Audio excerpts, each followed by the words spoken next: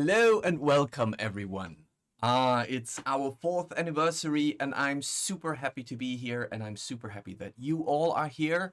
So tonight we are celebrating that DGNFOG has existed for 4 years since the battle map editor launched in 2018, and yeah. And I'm here to celebrate that with you, and I'm super looking forward to all the things that I have prepared today.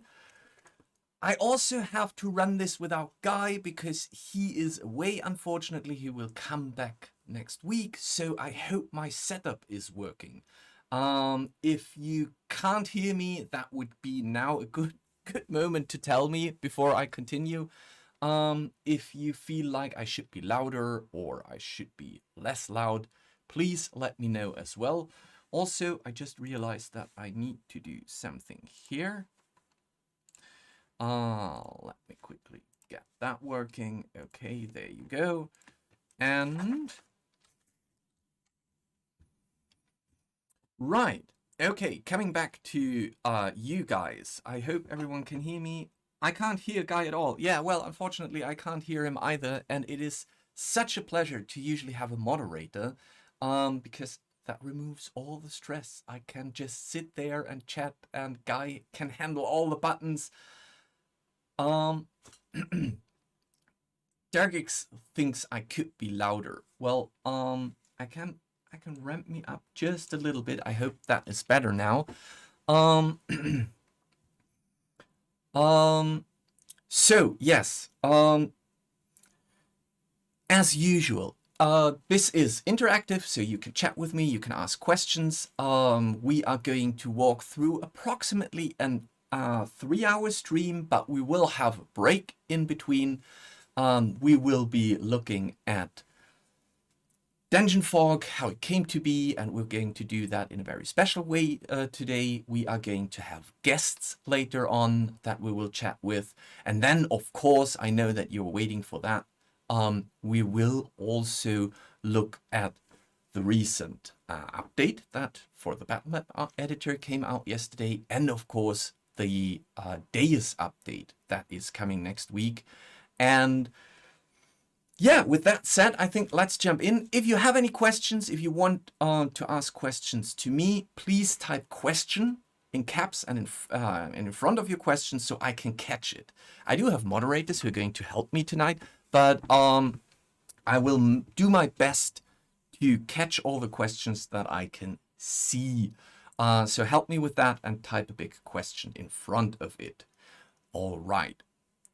So before we jump into our first talking point, there are also going to be raffles throughout the evening, and we are celebrating our anniversary, which means I think it is valid to hand out a few lifetime subscriptions to DGNFOG and Deus, so stay tuned. We will ask for a raffle later on. For now, if you remember, over the past years, we have done some animations, and if you're new to DGNFOG and you don't know what I'm talking about, let's have a look at the animations that we did in 2020 for you. So see you in a minute. Here you go. We can't let him get away! Too late, fool! You will not escape! Us? What in the name of... Gary! I'm sorry, okay? I hadn't prepped this part of the dungeon yet. I haven't had the time. But you don't suffer from this, do you? For more than 2 years, you've helped us to enhance our tools, grow our map libraries, and given us a warm welcome in the community of map makers and game masters. We are honored to be part of this community, and all we can say is thank you. Bring it on!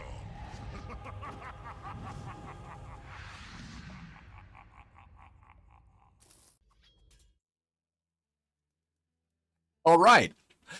Yeah, that was the first animation that we did back then, and it was done by Tony, our beloved artist, who's also doing all the DGNFOG assets for us, and his small animation studio.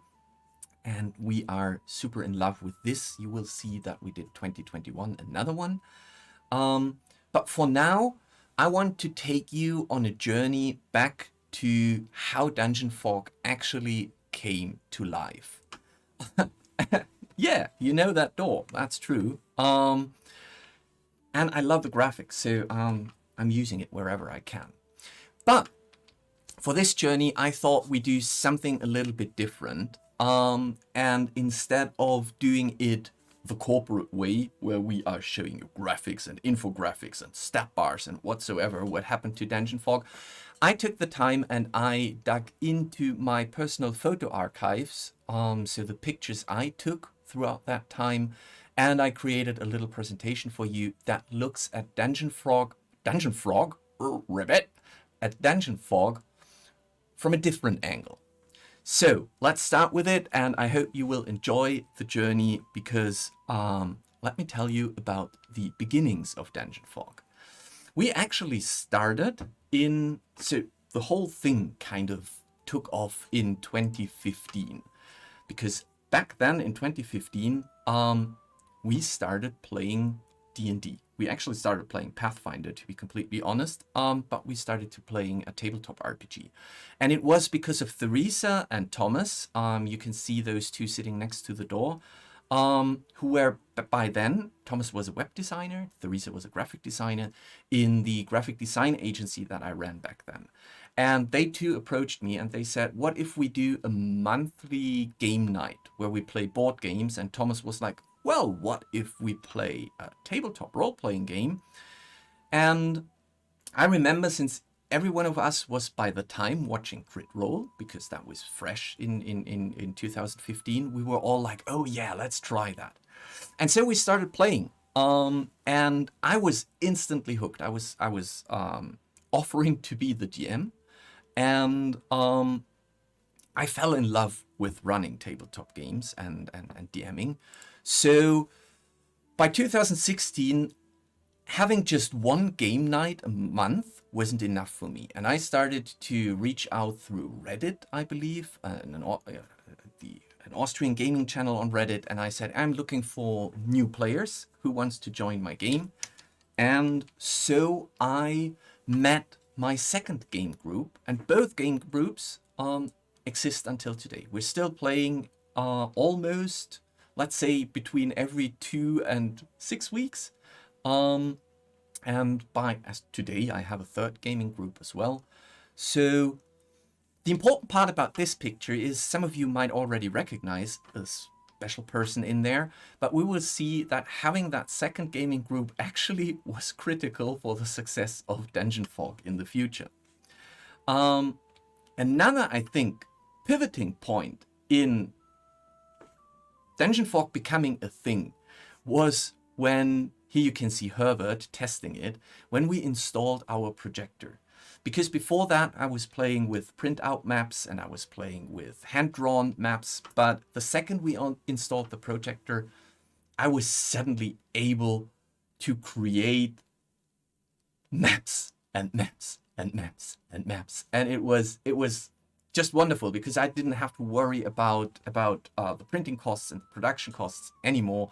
I could just very quickly, the night before, create a few more maps. And oh, the Forge is here. Hello, the Forge. Welcome to our anniversary stream. We are just walking through the beginnings of Dungeon Fog from a very personal angle from my photo archives.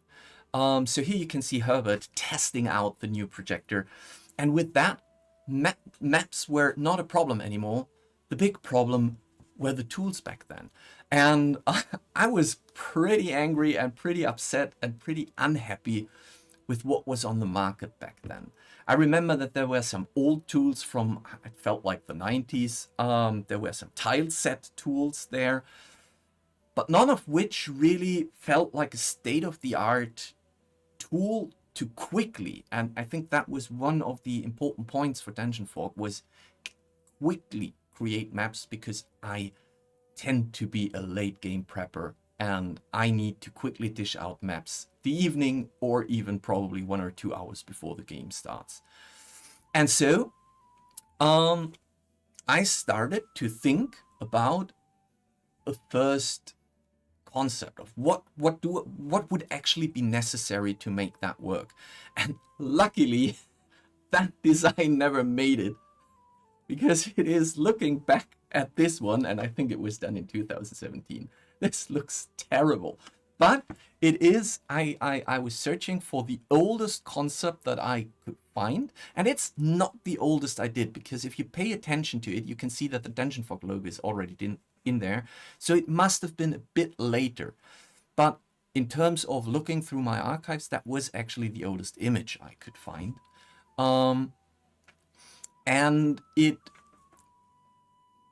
started to be something that I couldn't get off my head. And so I reached out to my developers, and Herbert was the one who was working for another client at the moment, who was doing some kind of canvas drawing interface.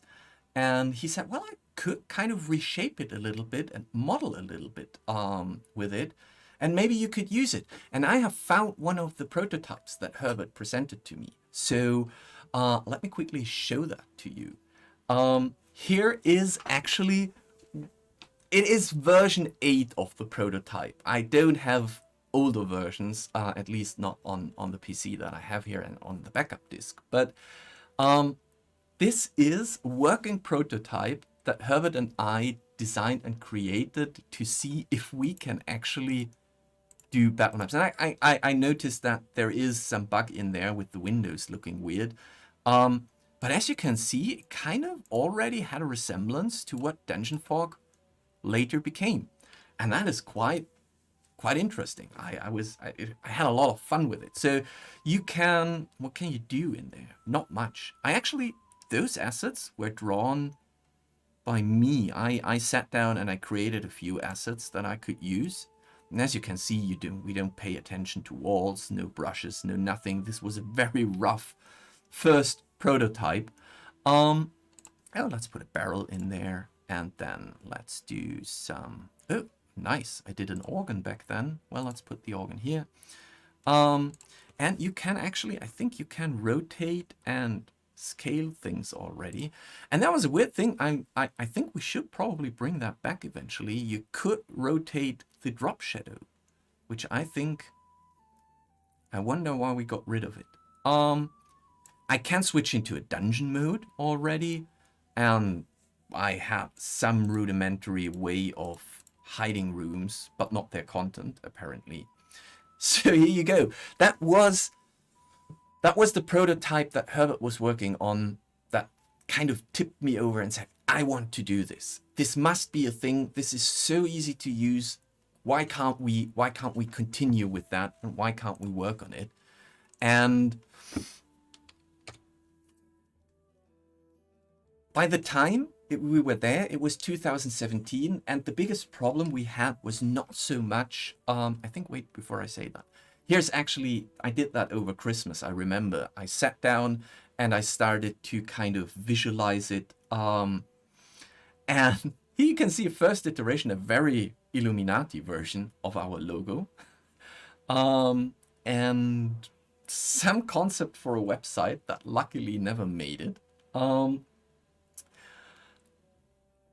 But I was already sold on the idea. The biggest problem I had was that I knew that we would probably need 1.5 to 2 years to actually develop the prototype.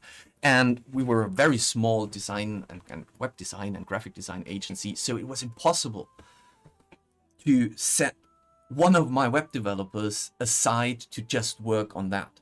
So we actually went out and tried to find an investor, tried to find an investment group or some kind of business angels who would be interested in funding our idea.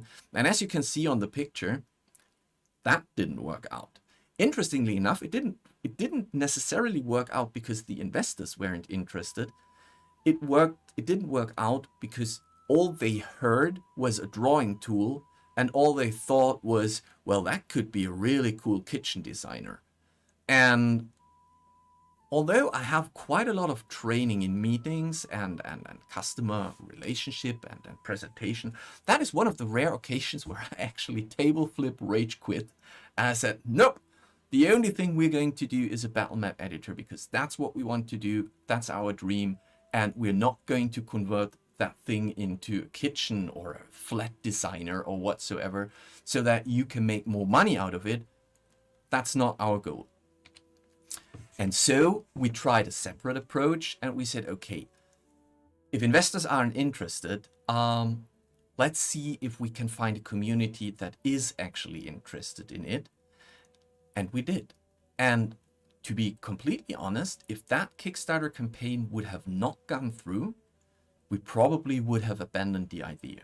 So we found 792 backers who shared our vision, who believed in us, who were willing to take the risk to invest in a new Kickstarter, because we haven't been on Kickstarter before, to invest in a new Kickstarter.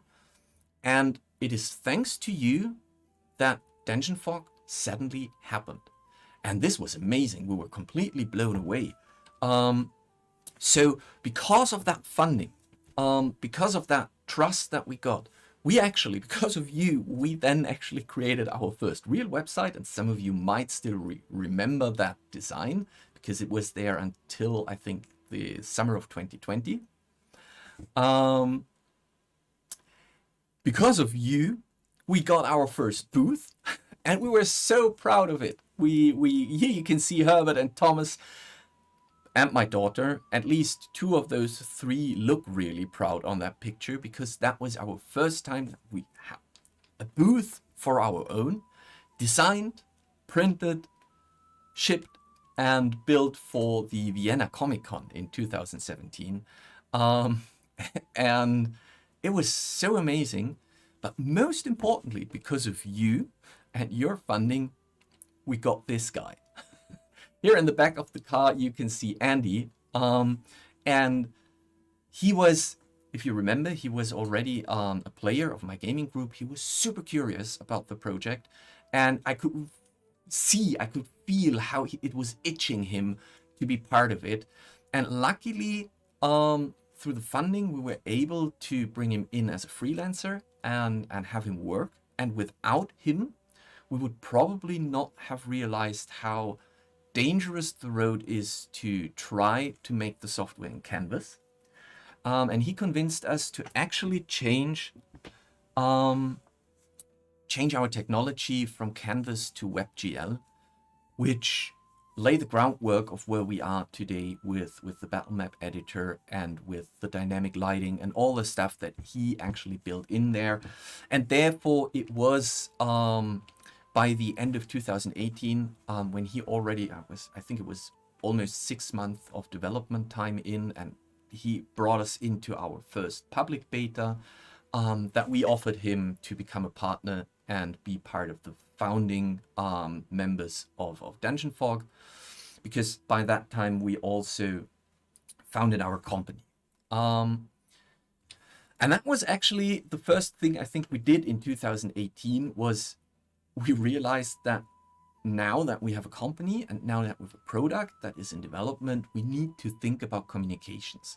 And here you can see a friend of mine, Nadine, who joined us for a brief time to help us establish public relations, a communication strategy, and to figure out which conventions we should go. Because I think one of the biggest thing we did in 2018, or at least it felt like that, was that for the first time, hyped by the Vienna Comic Con and our beautiful new booth, we went out and went to many conventions. And here you can see Thomas celebrating some crit roll cosplay, because we are still big crit roll fans. And I think if crit roll wouldn't have hooked us so much, we probably would have done board games instead of tabletop RPGs back then.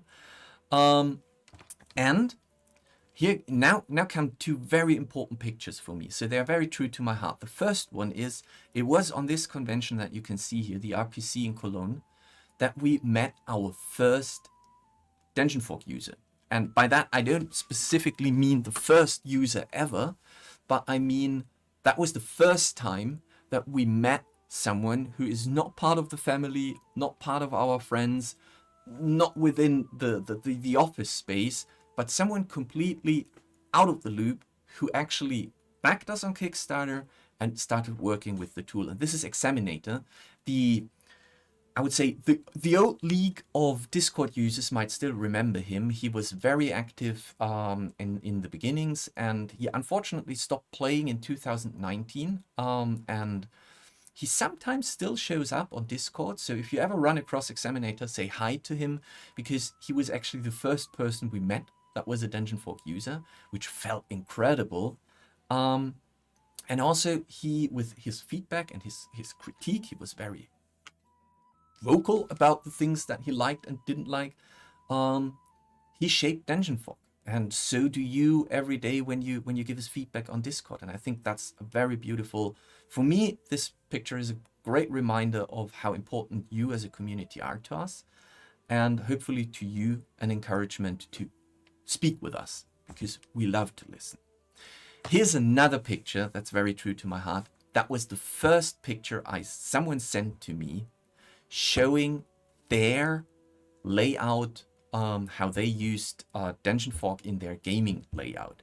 And that, again, from perspective of someone who's doing a fresh project, it feels so strange to know that your software isn't just for you because you're crazy and you like map making, but that it starts to resonate with the community. And it makes me incredibly proud, and I have those two pictures in my kind of picture gallery as highlights, because it feels so amazing to have them.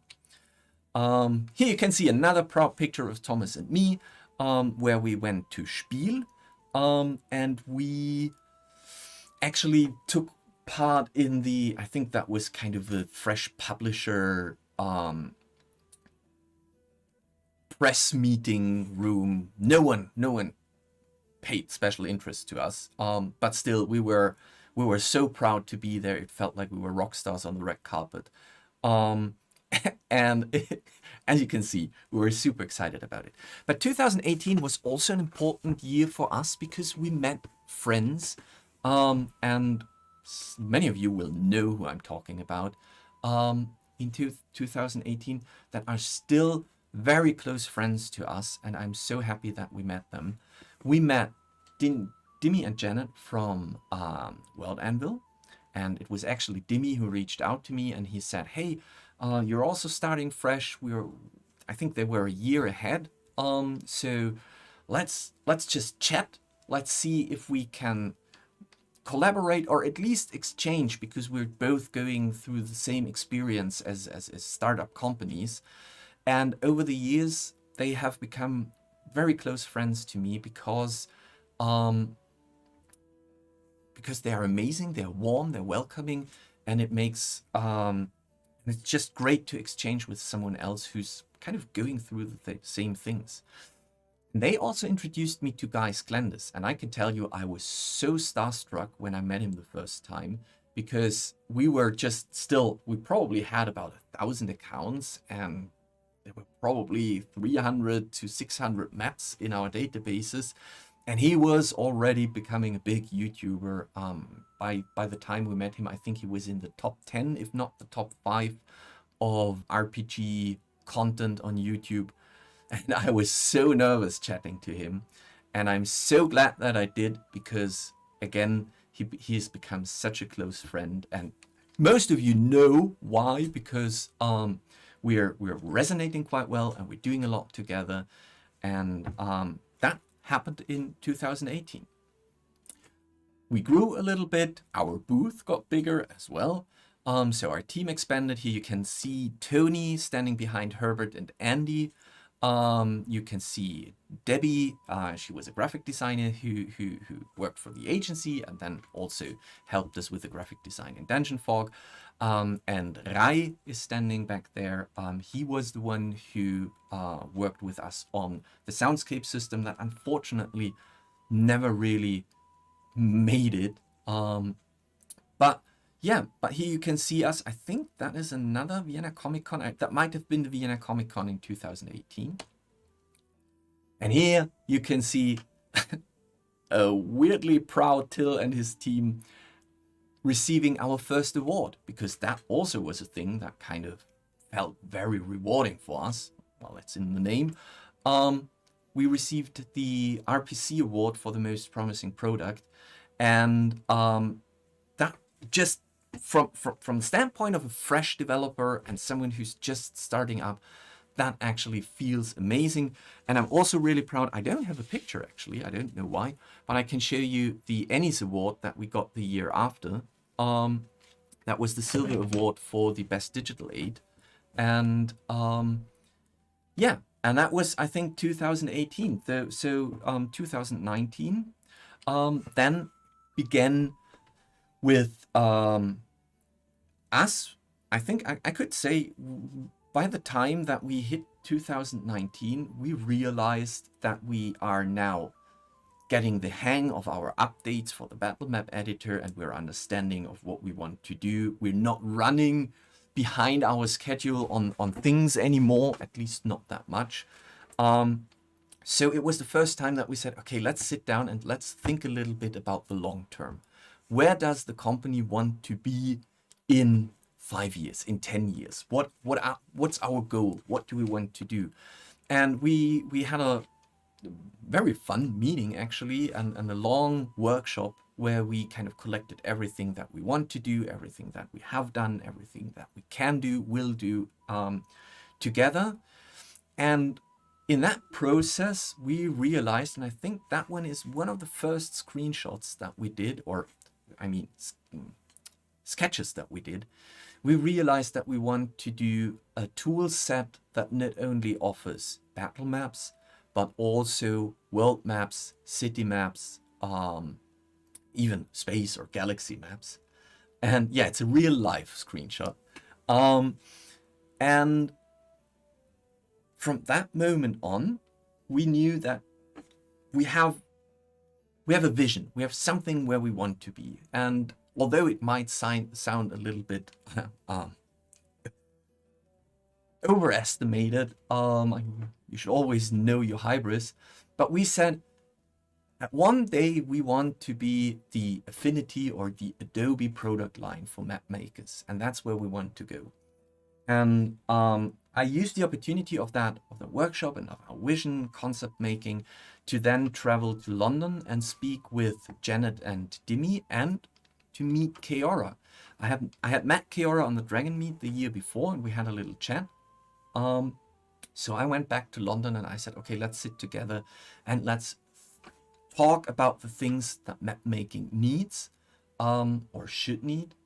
And yeah, and that's where I actually kind of learned to know Keora better, learned to like him a lot as an artist, as a creative, also as I think he's a very clever and strategic thinking person. And so he has become a close friend now too. And that's where we kicked off the idea of bringing him in as an art consultant and designer for Project Deus, that we then started to design, to plan, and eventually in the summer of 2019, or almost fall, we then actually launched our second Kickstarter campaign with Project Deus, and it was a mind-blowing success. It was 4,059 backers that supported the idea, and that kind of laid the pathway for where DGNFOG is now heading into the future as a map making portfolio, a one-stop shop for all the map tools that you would like to use. And this is a lovely picture. It was taken on Spiel. We can also see Mairi Stritter from Orkenspalter here, and of course Janet and Dimi, as well as our founders, where we found a huge glowing orb, a globe, that we used to take this picture, and I think it's a beautiful one.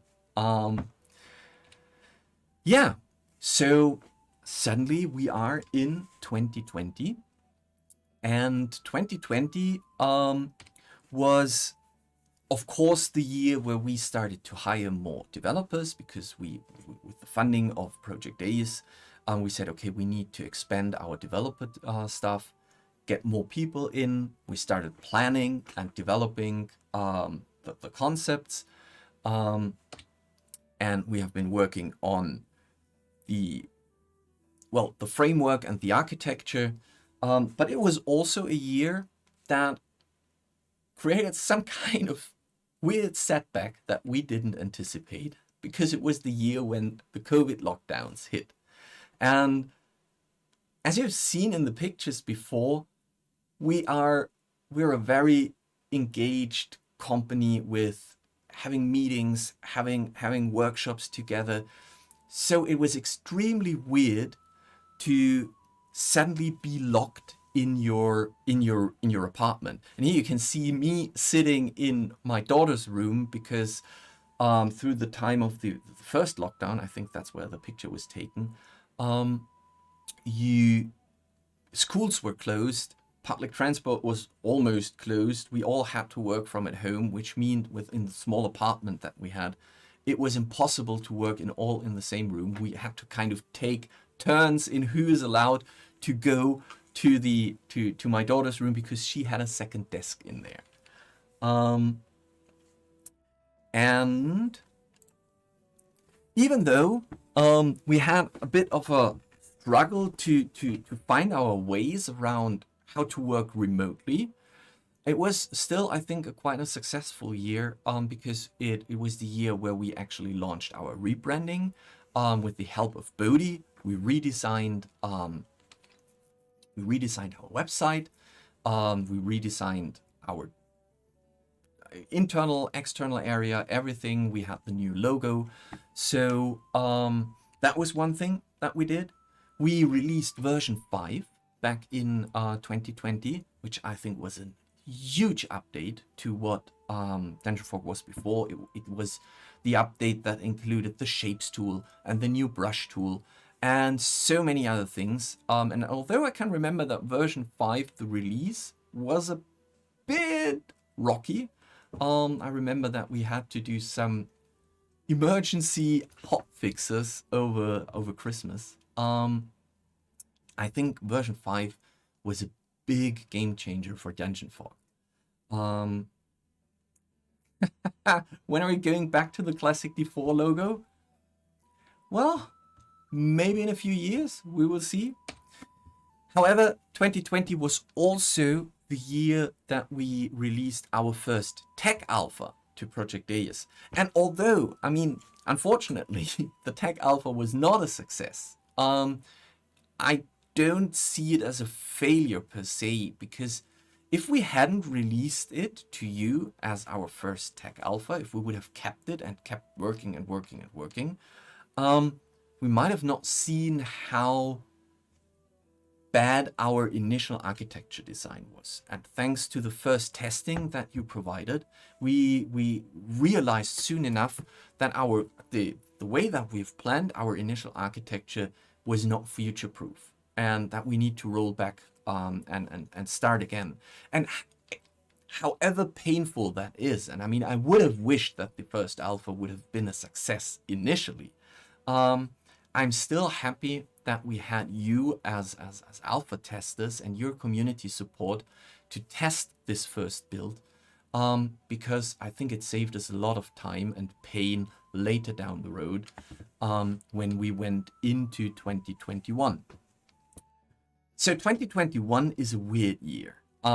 It's not so much a weird year in terms of releases, updates, and patches. There it was a very successful year. It is a weird year because I don't have a lot of pictures of 2021, because that is basically all I saw the whole year. In 2021, I'm sure you all remember, we went from one lockdown into another. It was always like, oh, we're out of lockdown, go back to the office. No, wait, we redecided, please don't go to the office, stay at home. To a point where we in 2021 decided to give up on our office. We had paid rent for almost a year without being in that place. So we said, okay, let's switch back to remote working and work from there. But unfortunately, that meant that a lot of the, let's say, the working fun, the office fun, got lost because, again, this is basically all I saw throughout the year. It is not.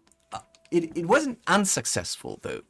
If you look at all the things that we did, we dished out quite a lot of stuff. In 2021, we had the campaigns update, the this time successful second technical alpha for Deus, the text tool, the prop templates, a very important version 2 update, 0.2 update today is the marketplace beta, the Patreon integration, FogMS, CDN service, directional lightning, platform updates, GM node relaunch, and of course the Deus feature alpha.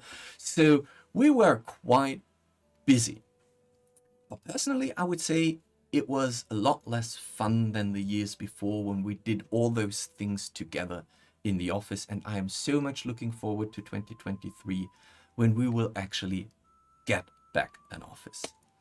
It wasn't completely without fun though, because I don't know who of you remembers this gem here, but I highly recommend that you should check this video out because it is hilarious. I had so much fun producing it. I had so much fun sharing it with you and pranking you because this was our April's Fool in 2021. And I must again give kudos to Guy because I reached out to him and I said, could you do a little video bit for us? And his job would have been to just be like, I'm Guy Sklendis, and this is a terrible idea.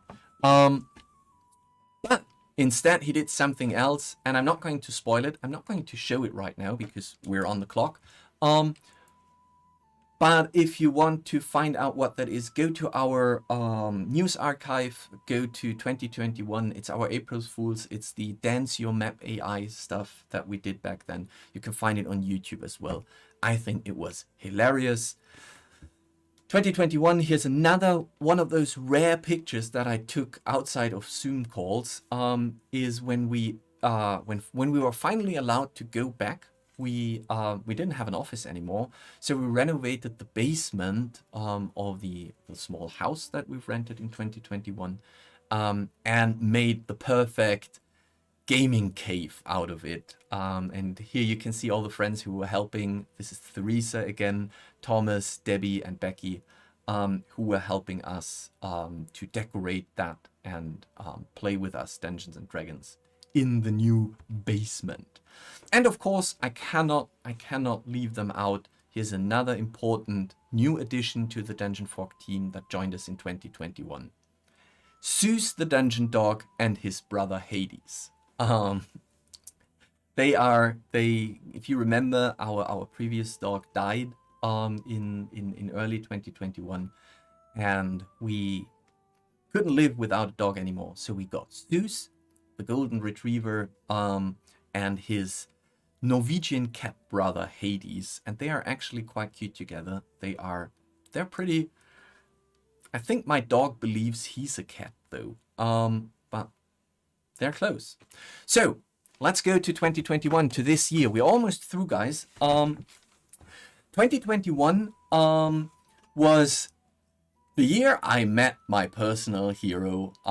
Those of you who know the running gag might laugh now. This is, we have been joking about Bob Ross and map making for a long time on Discord and in the Welcome to the Mapness streams. So this one is me meeting Bob Ross, and I couldn't leave that out of that presentation. We also had Guy for a visit here in Austria, and it was very stressful for me to run a game for the great GM, but I think he enjoyed it very much. And this is where the groundworks to the Epic Locations book was laid down, because I initially approached him and I said I want to do a blog series about cool locations and how you can design them and plan them. And he said, well, okay, let's give me a draft and then we can think about how to make a blog out of it. And I went completely bonkers and I wrote about 25,000 words and I sent it over to him and he said, let's discuss this when I come to Vienna. And here he proposed the idea that we could actually transform that into a book. And by the end of the summer of 2022, I had written about 100,000 words for Guy. And he then said, okay, this is brilliant. I can take this and together we can mush that into what is now on Kickstarter, the Creator's Guide to Epic Locations. However, 2022 was also a year where some, I must say, terrible things happened. Because if you remember, we have a Russian development team. So Andrei, Nikita, and Ilya are the ones who are working on Project Deus. And when Russia invaded the Ukraine, that, of course, understandably, created a lot of distress for our Russian developers because they have friends in the Ukraine. And I don't think that anyone, well, at least I can't, really feel and understand how it is to live in a country that has invaded its neighbor. And although this, I mean, we all understood that they now are in kind of an emotional state of distress and anxiety, and that kind of affects a little bit the performance on development. But it got even more critical when in summer, Russia declared that they are doing a general mobilization and they are drafting young people. And that actually meant that our developers needed to get out of there. And luckily they did with our help, because at least one of them has told me that they already have received their draft paper. So we spend a lot of time, and we actually also, we dedicated time from whatever we should do to this is now the most important thing in our life, is to help them get out of Russia and settle somewhere where they can at least temporarily reside and wait how things are developing, or as for example for Ilya, even stay, because Ilya came to us to Austria, Nikita went to London, and Andrei went to Serbia. And even though, and I want to emphasize how amazing that is, even though it would have been absolutely understandable that they would have said, look, we have bigger problems at the moment. They were dedicated to keep on working and do stuff. And thanks to the effort that they have put in the past couple of months, I am so much looking forward to next week, because we are handing out the by far biggest patch to Deus that we have ever handed out. It comes with the Rivers tool, it comes with the Roads tool, it comes with the new assets from Keora, it comes with the new tectonic system, outline mode, copy-paste clipboard, and I might have forgotten things in this list right now. And that is thanks to them being so engaged and so excited about this project that they said, look, okay, we are moving, we have other things to do, but we will not forget about Deus and we will continue working on it. And they did an amazing job. You will see later tonight, we will look at the latest build that I got. So here on our 4th anniversary, from me to you, Ilya, Nikita, and Andrei, thank you so much. I'm so glad that you made it out of there, and I'm so glad that you are part of our team now. We also have, and now we're getting to the end of it because that just happened yesterday, we have released a major patch to the battle map editor. And we're going to look at that one in a few minutes. We have done a UI cleanup. We have integrated a new asset picker. Andy, Sylvie, Bodhi, Farid, Thomas, Herbert, they all have been working for 6 months on this, and it is finally ready. I think they did a great job. It is really an improvement to our battle map editor, and so that one is now out as well. And of course, another big thing for me, at least personally, is I am now an author. I have never written a book before, and I'm super excited and super stoked about this whole endeavor. So if you haven't heard about this yet, we will talk about the book in one of the segments later. It is still on Kickstarter until November the 8th, so next Tuesday. Then the Kickstarter campaign is over, and then Guy and I will actually go in, add all the stretch goals that you have unlocked, and start writing the final draft. And I am very much looking forward to this because it was so much fun writing it in the first place, like the first draft. And then I saw what Guy did to all of that and how much, like, how creative he is and how much he could put into that. That I can't wait to see how the work over then goes into the final draft. Okay, so let's do some numbers. I mean, we are a company, we have to do some corporate stuff, don't we? By today, Thomas has sent me the numbers today. We have 600,384 accounts, which is impressive. But even more impressive is that we have over 1.2 million maps that have been created, and about I didn't write down the number, but I think about 15,000 maps are public, and that actually was quite flashy. We have been used in 207 countries all over the world, which is, I didn't even know that there are so many. No, it's incredible to see how this small, weird project that started as an idea for my gaming group has become, with 792 people who believed in this project, to a company that is now working with over 10 people directly involved in the project, and over 600,000 people who are actually using the software and who are creating millions, and I can say that now, of maps. So thank you very much. This is absolutely, absolutely amazing, and it makes my 4th anniversary just great. Let's do a quick look out, because the year's not over, although this is now a look into the future. What is happening in the next couple of months? The Kickstarter for Epic Locations is ending on November the 8th. I will be at the Dragon Meet together with Guy, where we will be promoting DGNFOG and we will be promoting the book.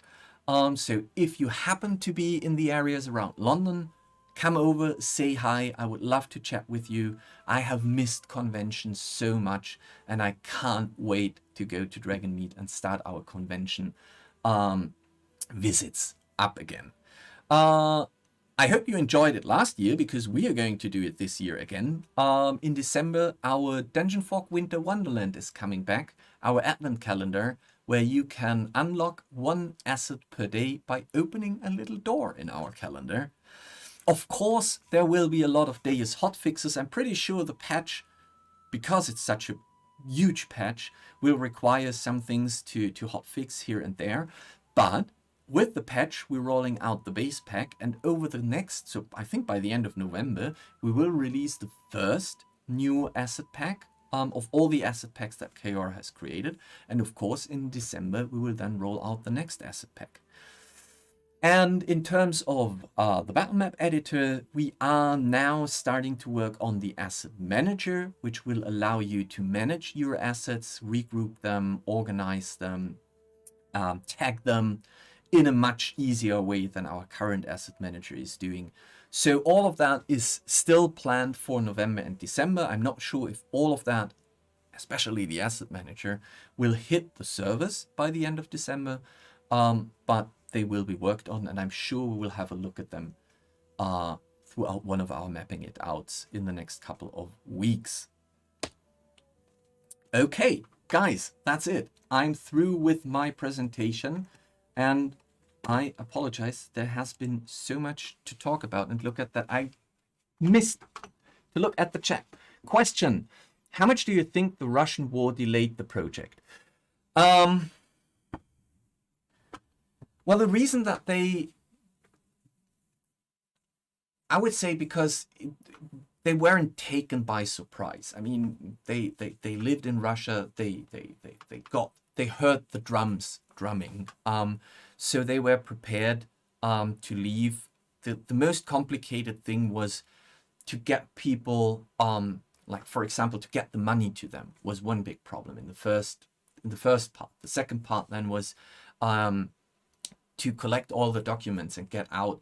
So I would say in total, it wasn't more than a month, or probably a month and a half, if you would look at the same time without the war and development time in. But it's hard to measure because, again, I haven't been under the stress that they have been. So I don't know how much it just slowed them down because they couldn't focus or concentrate. But generally speaking, I would say it wasn't that much of a throwback. We always wanted to go from the world map editor into the city map editor in summer or late summer. Now we're in fall. So I would say an estimate of 2 months top, probably. Let's see, did I get another question? Let's look at the chats quickly. I need to scroll up. I need to scroll up here. I need to scroll up there. All right. So, before we go into the next segment, and again, apologies if I missed your question. Just repost it, and I will tackle it. Before we go into our next segment and bring in our guests, let's look at the animation that we did last year for you, because I think that was also quite a lot of fun. And again, it was done by Tony and his animation studio. So Philip was his animator who worked with Tony on that. So here you go. Enjoy.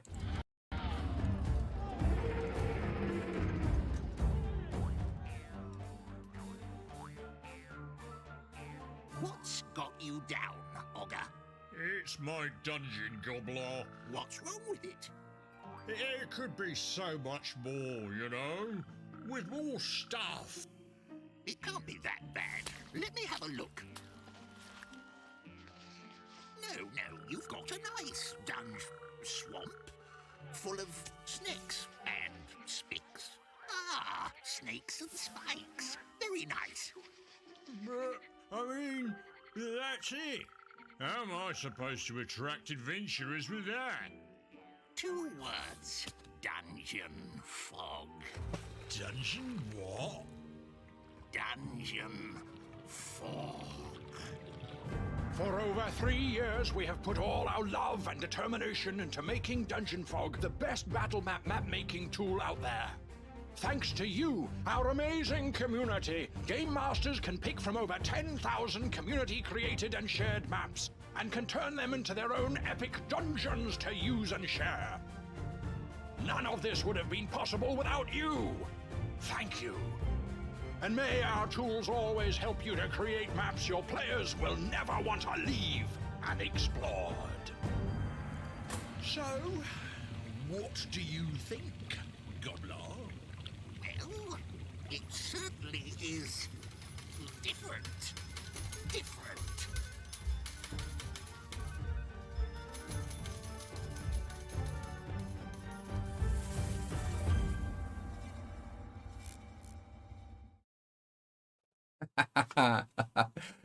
Such a lovely video. It was so much fun creating it. Yes, we are now about to bring in guests. I saw that there was a question that I will quickly tackle before we bring them in. The question was, will we get last year's Advent Calendar assets as well when this year comes out? Yes, of course you will. We will hand out the assets from last year, and to get the new ones, you will have to open your doors. Right. Okay. So in the first part of our anniversary stream, you saw that it is, I think it's always an excitement. It's always hard and stressing to step into the light and become a creator in the RPG scene, and we were fortunate enough to make that jump. So I feel like it is something that I want to give back by helping young creators to do the same thing. And for this occasion, there is a creative team from Austria that I think has a great idea and is currently on Kickstarter. And they are so close to making it that I would say, let's bring them in and let's chat with Alex and Alex from Rules of Chaos. Okay, that's the exciting part. Does the audio work? You can hear me? Yes. Yes. Okay. Chat, can you hear them too? Because that was actually, I had to play around with that. Chat, barely. Okay. A bit louder. Well, no, don't worry. I can do that. I can make you a little bit louder. Okay. Say something. Is it better now? Can you hear us? Test, test, test. Yes, that is better, the chat says. That is amazing. Yes. So, Alex and Alex. Hi. You're both Alexes. How do you tell each other apart? Pooh. Somebody will answer. It's But when easy for you. You only have to remember one name, and somebody will answer. So yeah. Yeah, that's true. That's true. But do you often have the problem that someone is saying, Alex, by the way, I need this and that, and then you're like, which Alex? Yes. But So that's the good part. Our friends group has like up to 6 Alexes. So Yeah. Oh, great. once we were on a escape the room thing, and we had most of the fun in there with Alex do this, Alex do that, and everybody like, which one now? Okay, guys, for those of you who haven't been following our Dungeon Fog news and who don't know who those two lovely folks are, why don't you two give a quick introduction of who you are and what are you doing currently on Kickstarter? Well, as you know, we are both Alex, and we are launching on Kickstarter our first 5e supplement, which is called Rule of Chaos, Play Fiends in 5e. And it's all about playing fiends in all shapes and sizes, in like you can imagine them, in all genres. And we really want to give you a tool where you can play everything horrific that you can imagine. Okay. So, why? Why? How did you come across that? What did spark that idea?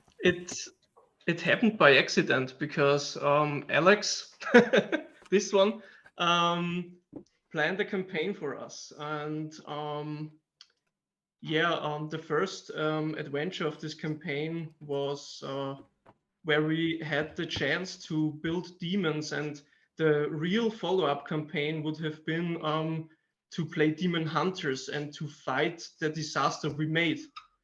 Unfortunately, or luckily, it never came to the follow-up campaign because playing demons was so much fun that we just that you know, the campaign was nearly done by then, and you take everything you have and you just put it away.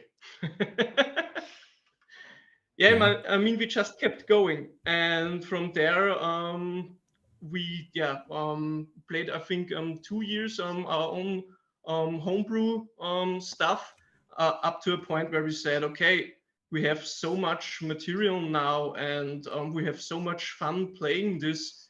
We don't know, at least we've never seen something like that out there, what we've created for our own. And as we thought it was so much fun, we said, okay, let's try it. And here we are now. We're like really close to finish. So, how long did it take you to kind of make the decision that you want to go on Kickstarter and also to prep your material to actually go on Kickstarter? When did we start playing the demon stuff? I think it was about about 3 or 4 years ago, and really decided to make something out of this was, I think, about 1.5 years ago. And we first tried to make our own rules, so it wasn't 5e back then.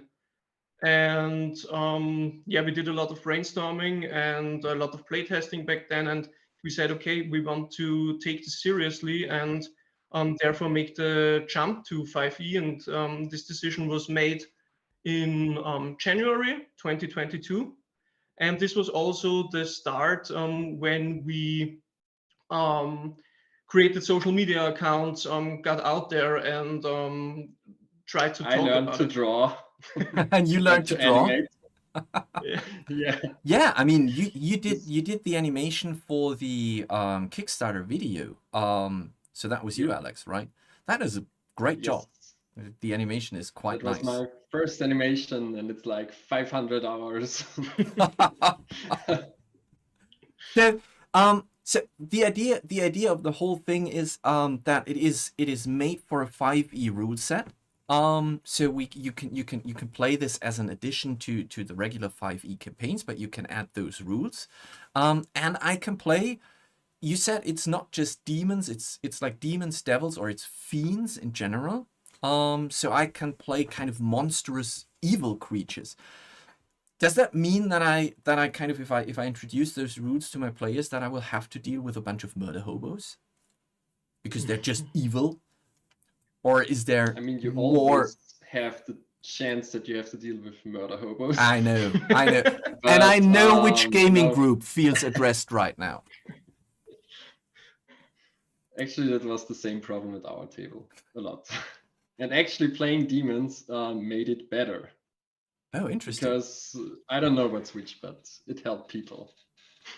And the fun part is demons. So we made a little bit of a mistake in the beginning, because in the beginning it was Rule of Chaos, Demonic 5e. And we kind of didn't think about that in 5e, demons are more associated with the creature type demon, and that it isn't associated with the general term fiend that we have meant. And we were more like, we come more from a mythology perspective when we talk about demons and hell, and therefore it didn't occur to us that we should be more precise with our language. But to cut the long story short, in our game, demons are up to your design. So you can play that super evil lich lord that lurks in his cave down in hell and waits to unleash the abominations. Or you could be like a smaller summoned demon that just does his job. Maybe he even has a good heart. Maybe he is astonished of what his summoner really wants from him and how cruel they can be. Or he just wants to have his fun and toy a little bit around with the world of mortals. Because in our game, you're an everlasting creation of chaos, and as players tend to be chaotic in what they do and what they like to do, I guess it's a perfect fit. So, and you tried to kind of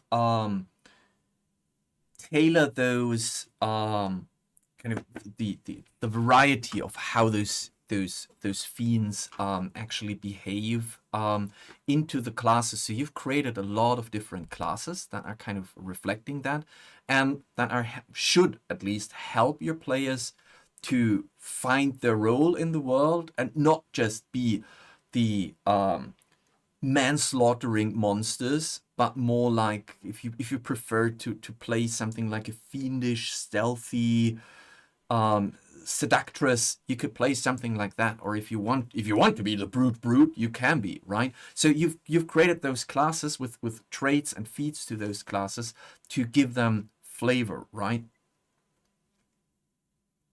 Yeah, that's right. And I mean, we came from a point where we said, how does a demon even start existing? Maybe it was 5 seconds ago, it was a warrior on the battlefield and he died and traded his soul. And then the next in the next moment he's a demon, which that could mean, okay, he's somewhat human in his manners and doesn't have to be evil.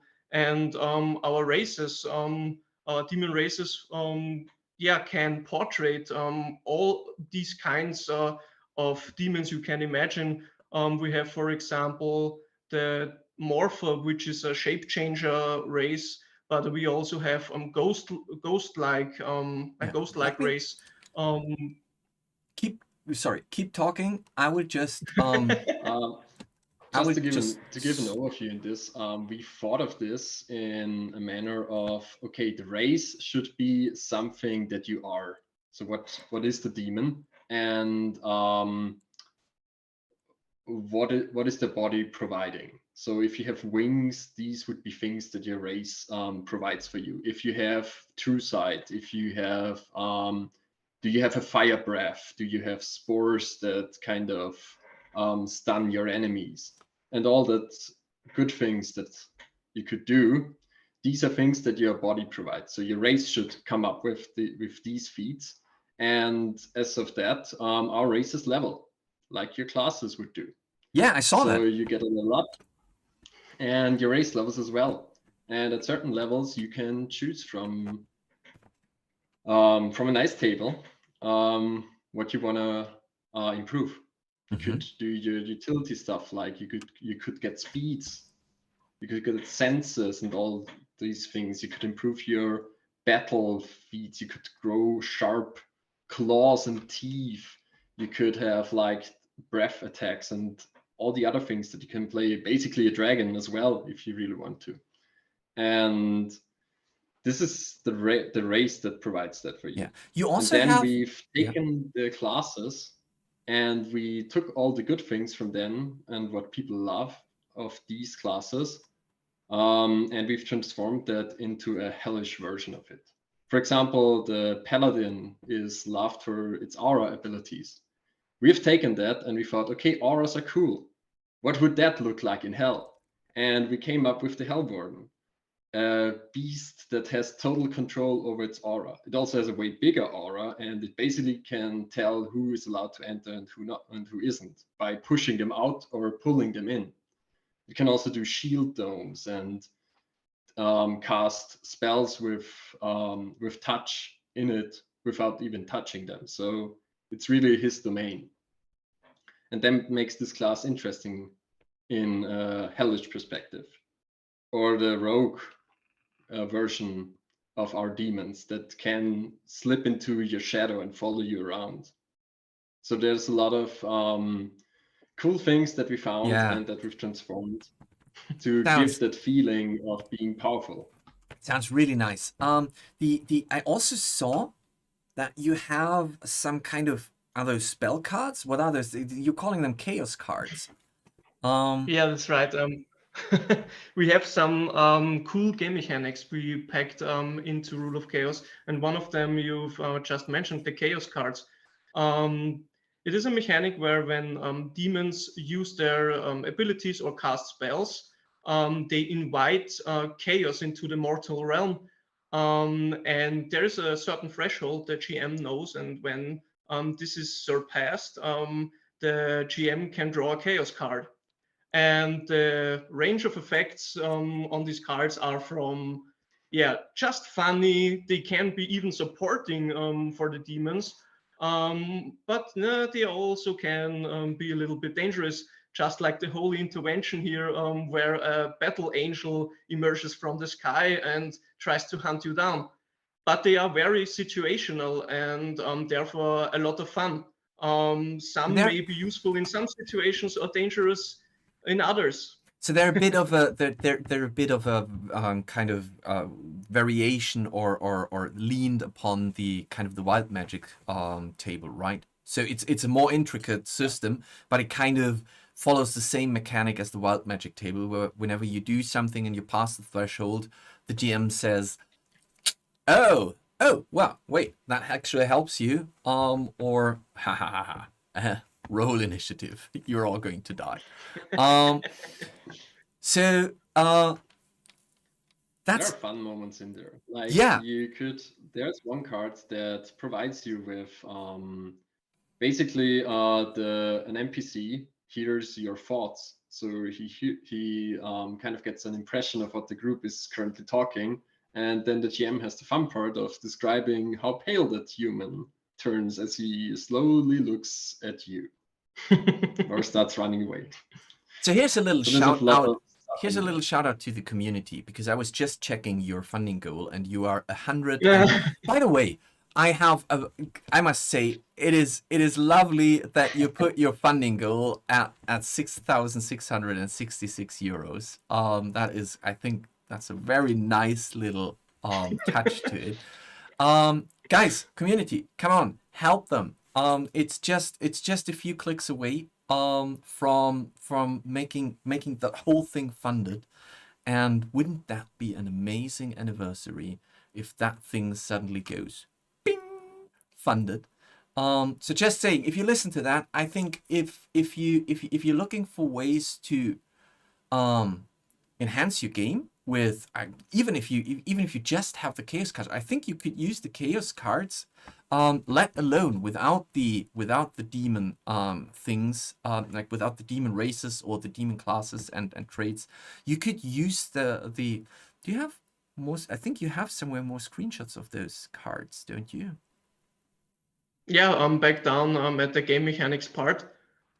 There you go. Here. I think they could even be an addition to just a game where you venture into the hells or a demonic realm, and things are like the magic weave in there is so twisted that those chaos cards just sometimes happen, and the GM just pulls a card and sees what happens while the players are venturing in there. So I think this alone is a great mechanic to add to your games. And again, also in some comments we got the feedback that it's great for building big bad evil guys.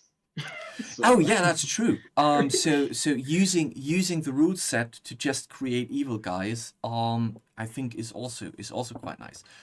So you said, I'm sorry, and I interrupted you. You said that. So first of all, you've not only been writing the rule set for this, but you have created a very, very thorough and big promo adventure that I think everyone can download for free and play. And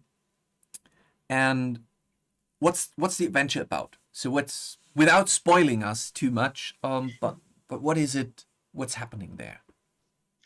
Yeah, first of all, you can find it on the Kickstarter page. You can simply download it there, and it's 119 pages. But there are also in it the playtesting rules for pre-made demon characters, fiendish characters, and also a lot of nice dungeon fog maps. Wow, what a surprise! Yeah, basically it's about 4 demons get summoned by a wizard, which is also a city council member. And he has a rival, and this rival is getting too powerful. And yeah, he really wants him to disappear and never see him again. And the demons get summoned with a contract they have to fulfill. And this also is kind of a riddle, because the demons can find loopholes, for example. And if they don't like their summoner, they can maybe decide to go against him if they find a way, and not to fulfill the contract as the summoner intended. And yeah, basically it's a feud between those 2 city council members in a medieval harbor town with very, very, very beautiful maps. And how long have you been playtesting it? I mean, I think if you write an adventure, I think the most critical part about it is playtesting it and seeing if it actually falls together. So how often? How many? How long? We've been playtesting it with different groups, and we started the early drafts and run-throughs at the beginning of the summer, and we I think we published it early September. So we were writing and testing it constantly 2 months through. Yeah, and basically that's it. It was a lot of work went into the writing because yeah, whopping 119 pages. But we somehow made it because we said, okay, that is a hard piece of work we putting out there and we giving it away for free, but it is worth it because we can't expect others to fall for the idea of playing Fiends right away. We should give them the chance to test it out and see for themselves if they find it as funny as we. I see there's a question Oh yeah, in thank the you. chat about the app. It is not required to play our content. It just helps because with more complex systems, we felt like there's a lot of where is that written? How does this affect my score in this and that way? As we have also 5 sizes that kind of change your stats around, we wanted to like make it easier for people to play our game and enjoy it and not like do math about half of the time. So the app basically does all or should help you with calculations and stuff where you can like select your current size, and it also helps with spell crafting and managing your character. Okay. For example, the plantoid race can grow, can change from medium size to large and grow to huge, and this is all stat changing. And if this happens mid game, it should be applied fast. Of course, in character creation, if it only would change there, then it wouldn't be such a problem. But yeah. We thought about ways to help increase the time you play and reduce the time you spend creating characters and looking for rules. Okay. So the sorry, I'm keeping an eye on the counter while I'm listening to you because it's slowly creeping up. I probably should be. Yeah. Oh my God, we are only 7 euros away. So screenshot there. I need to go here. Yeah, you're well, or my one isn't updating properly, is it? I don't know. No, it's more you miscalculated. You miscalculated. Yeah. Not 7 you're using. I miscalculated. No. Therefore, I need an app. I just made the case. Yeah. So the app is not mandatory. The app is an addition to help you create your character and manage your stuff in there. We were talking about the my brain. We were talking about the demo adventure, and you were saying that you've been playtesting it. My question would have been: was there a lot of change that you found through playtesting, or was it more like a validation of everything? Yeah. Okay. No. Yeah. No. So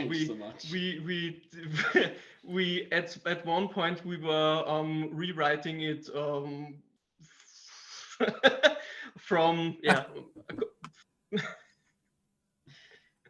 It was fun when you do with the spell crafting is a good example. You kind of find a way for the first few spells, and then you just scale it up for higher spell tiers, and then someone actually plays it, and you have like, wow, I now have 40 dice to roll, and I as the GM like, did you calculate that correctly? And yeah. So we had to kind of rethink some. Oh, we just reached it. Woo! Yeah. Now we need some confetti. Confetti, ladies and gentlemen, community. If you have been involved in that, thank you very much. I think it is so hard to like, you're so exposed in the moment where you have this idea and you love it, and you go out and you say, please guys, help us. And it's a pleasure to see that we as a kind of an RPG community stand together and help together to get new content out there. And I'm proud. I mean, what better occasion for a 4th anniversary then to also give birth to a new project that is out there. And I think from what I've heard from you, this is absolutely fantastic. And it sounds like there's a lot of fun involved. I think that is it's going to be. I think it's going to be for those groups who are taking it very seriously. It is a lot of role playing that can be done with demonic races. But for those who really enjoy a good laugh at the table, I think this is also quite a nice one. So congratulations, guys. And Thanks. And thanks to the community. Thanks to all of you who were watching and made this possible for the last few hundreds or even before. I've seen in the chat someone just can't believe it. supported us before. Really amazing. Yeah, no, it's super And yeah, amazing. there's a lot of opportunity in there, like you said, with people who want to play or to focus on role play. You get kind of a different feeling, and that was what most people were telling us when they were playtesting with us. You don't really need to focus on being powerful when you're powerful already. So people then tend to explore other parts, like, can I somehow I've broken it. Sorry, keep talking. Like they were exploring more, can I trick this human into this, or can I like help him a little bit and then he helps me back? And you kind of make these deals that you usually know from fiction or from good stories. And there you can like explore a lot of ways that you usually don't explore. And then if really stuff is going south, you still have your demonic form, you're powerful, you will probably survive that or come back counting them. It changes really the way how to play, because even fighting, because some guards, for example, or some villagers are no problem at all, and therefore we also implemented mob mechanics so that also fighting gets interesting, because yeah, you can fight larger numbers and you should feel epic when doing so. So we really wanted to make the best of all challenges a fiend demon character can encounter. And yeah, I'm really excited. Oh my god, I can't believe it. We just got fun. Congratulations. I'm super happy that you got to that step. You still 14 days now away from it. Yeah. So there's still a bit to go. Have you thought about stretch goals? Yeah, we have some. Well, I would recommend to slowly prep them, because now that you're funded, put them out and let us know where else your journey goes. In regards to that, how much work is left to do? Where are you at the moment? Are you like 50% done, 70% done? What's left to do? Basically, we have the content is done in kind of note form. So when we're playtesting, but it's still part of it is the old system. So we have gathered the ideas, what we want to do with all the classes. The races are close to finished, so we're like before the final draft, but classes are still way to go. And like spell crafting needs some refinement still, and there's the app to develop. We need some artworks, and of course, in best case, if we get a lot of money, we can hire a quality artist. Otherwise, I need to draw them. Get an artist to draw them. Yeah, I think that actually makes a good stretch goal, by the way.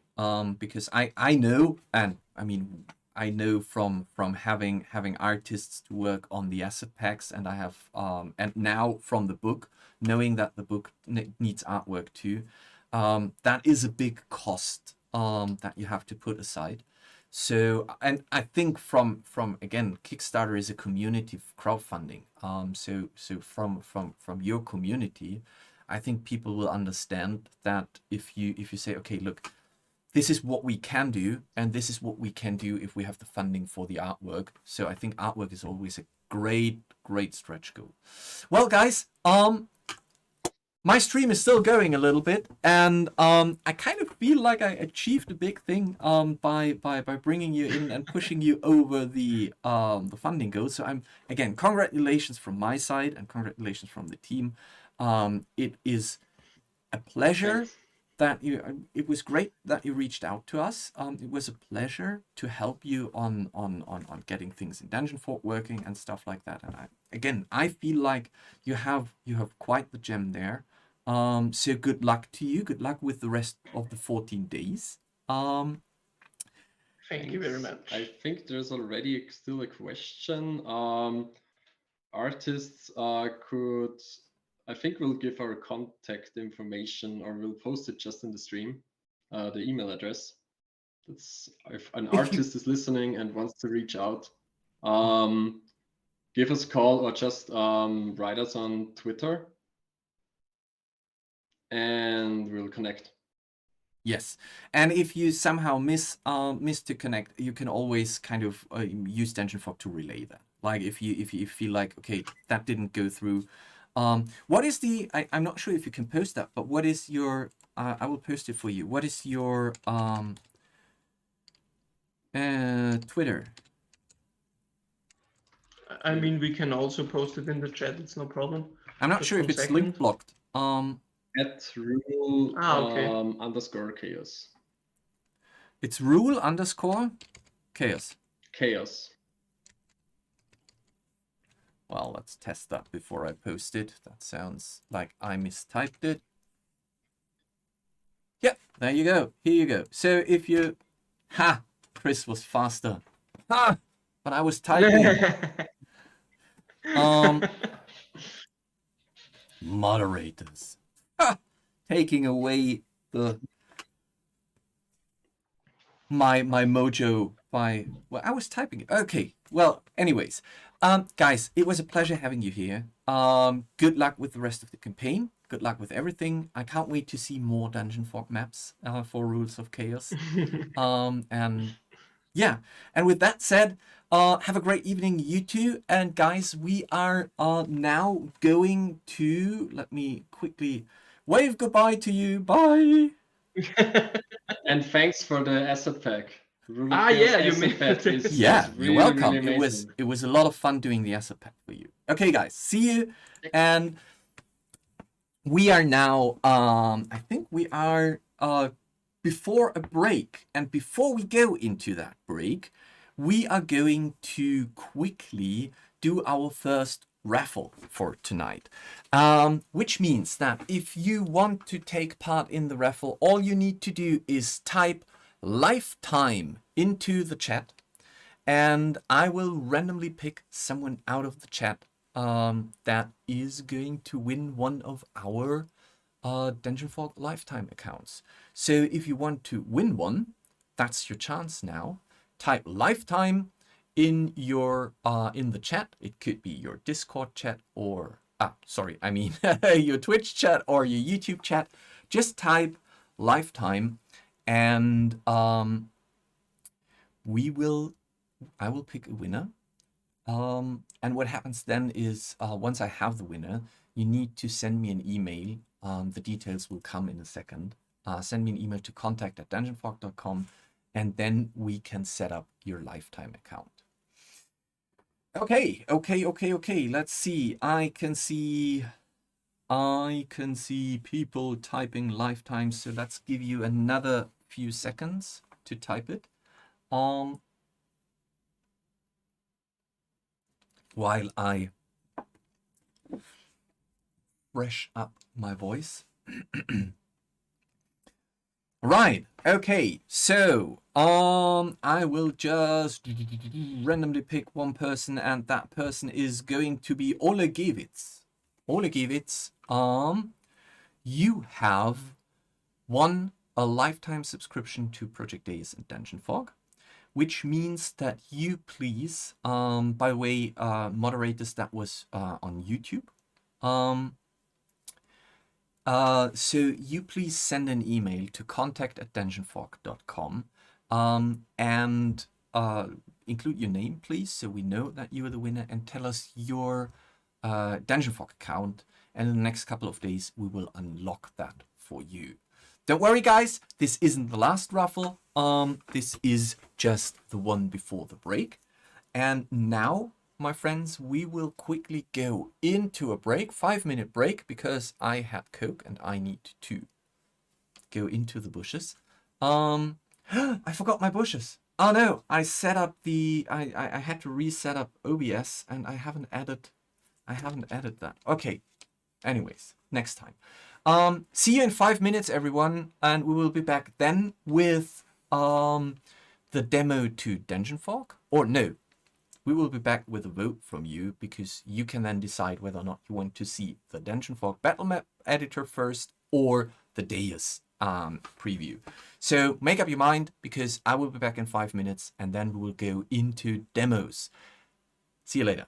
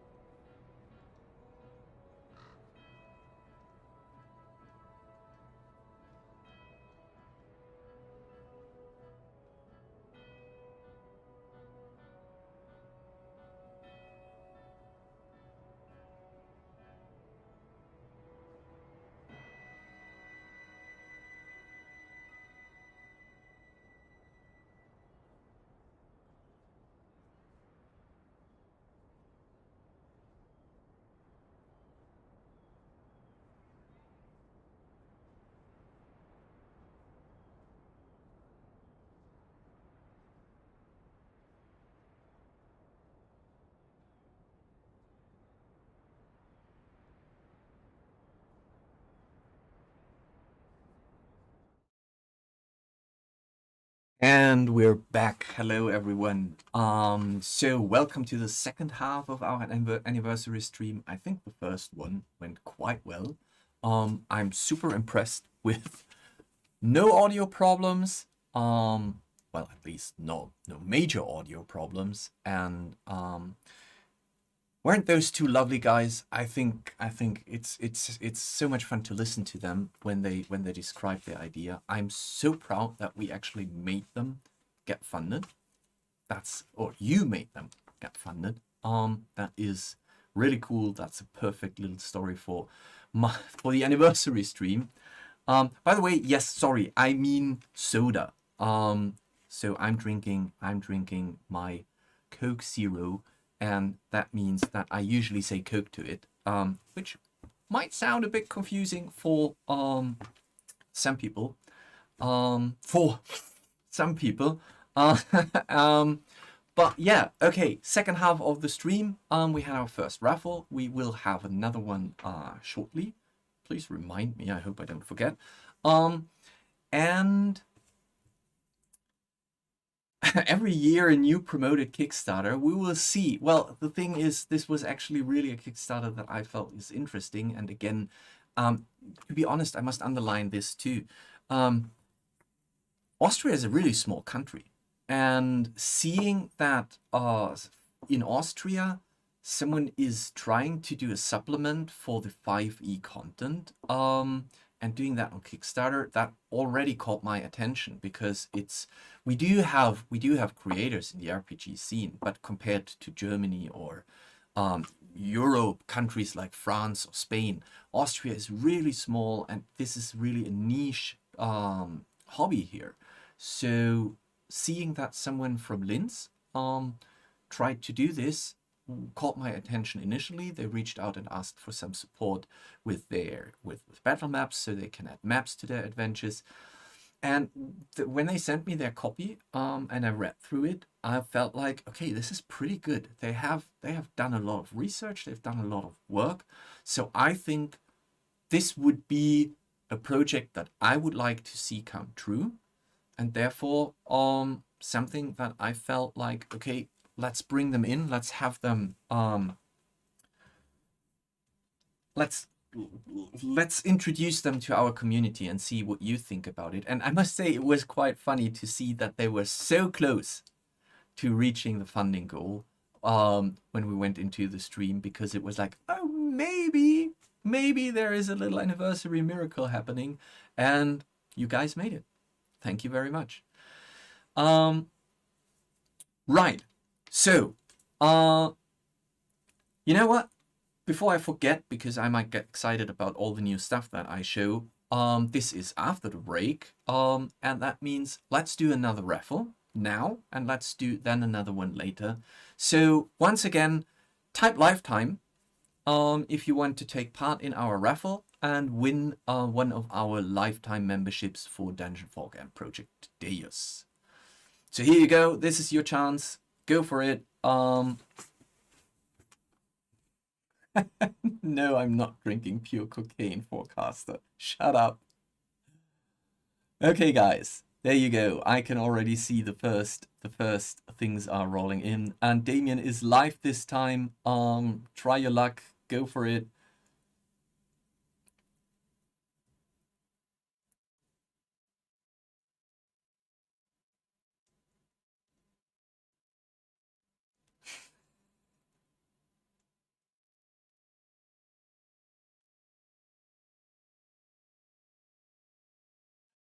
Right.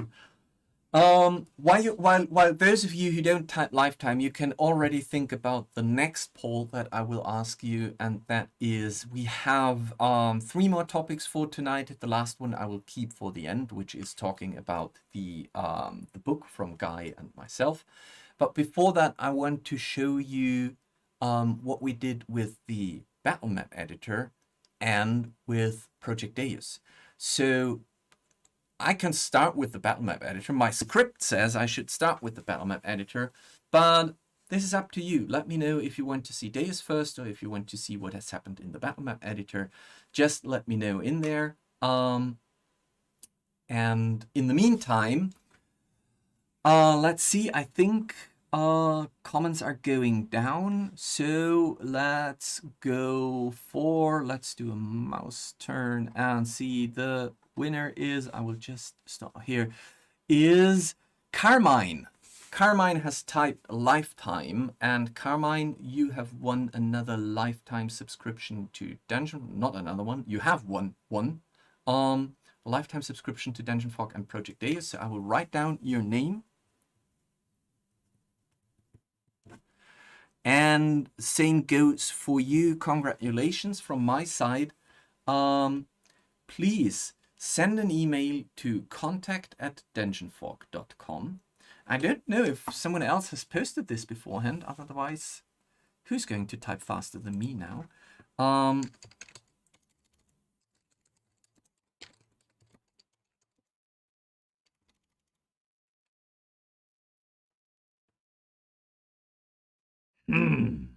Okay. So send an email there. Please give us your name from like your handle so that we remember you. And tell us your Dungeon Fog account, and in the next couple of days we will upgrade you, and you will be a lifetime member from that point on. Okie doke. So let's see what you want to see first. Do you want to see Deus first, or do you want to see battle map first? So do Deus or BME, and we will see what is coming next. So I can already see a BME here. What is from the other chats?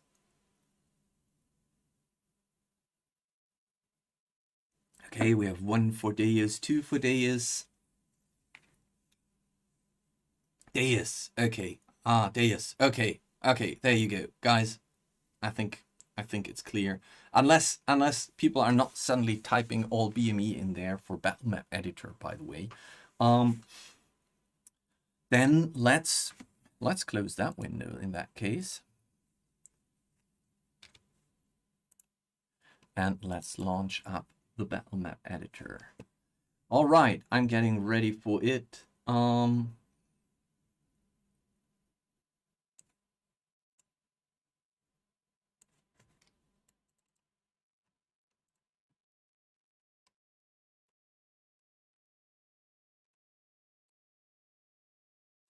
And switch. Ha! I don't need to say that because this time we don't have to be in sync, Guy and I. So here you go. Welcome to a demo of the Project Deus patch that is coming next week. Now it is coming next week because there are still some bugs that need to be tweaked and fixed. But generally speaking, this is already quite complete, which doesn't mean that we might run into a crash here and there. But let's just quickly look at what we can see here. Which, by the way, I don't need that one anymore. And I can look over here. Right. So what we can see here, first of all, is you can see that the new assets from Keora are already in the build. And if we look at the assets that are in here, we can see that those are quite a lot of assets. So this is, if I remember correctly, almost 600 assets that are now in there. And there are still some assets coming because Keora, of course, has been working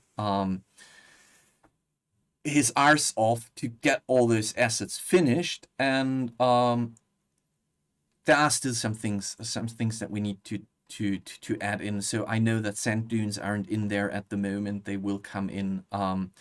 Some other assets, if I remember correctly, are missing. And not sure if they will find it in with the patch, but they will definitely find it in with one of the hot fixes in the next couple of weeks.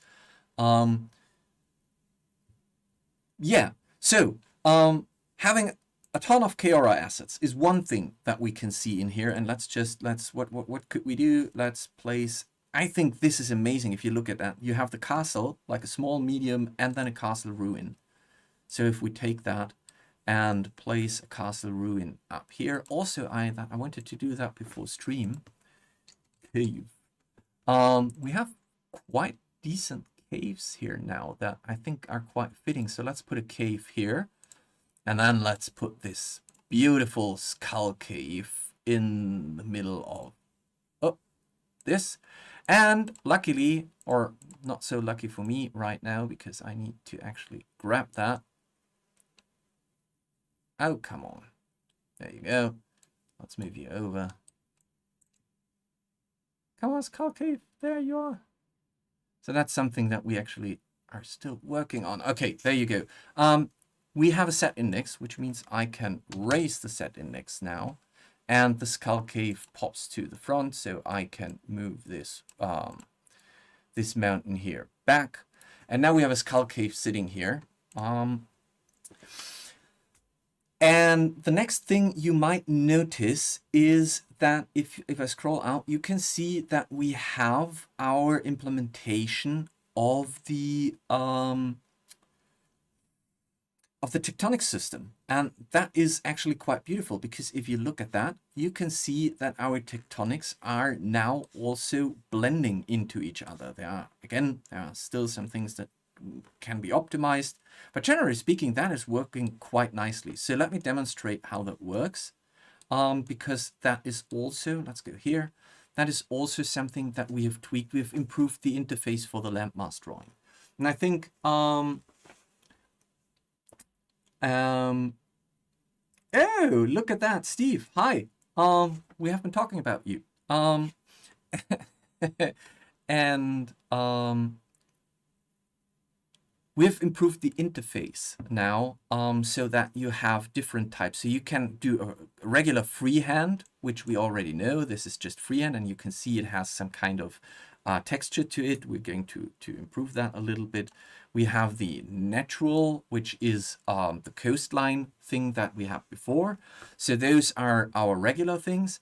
And then we have the islands. So I can collapse them, and we can see that I have islands in there. And I have different types. I have the continental islands, oceanic islands, tropical islands, and archipelagos. And then I have continents in there. And all of them behave from the tectonic system. They behave a bit differently. So we are, for this showcase here, let's say that we want to have a tropical island. With, by the way, here we can pick our climate. Let's say it's also a tropical climate. So we want to have, in this area, we want to generate a tropical island. And as you can see, in this build currently, it's still a bit pixelated, so don't worry about that. But in this area, we are generating our tropical height map onto the island, which is kind of an automated pre-coloring to it. And if I want to add now, let's say a temperate area, then I can go and say, let's add temperate to it.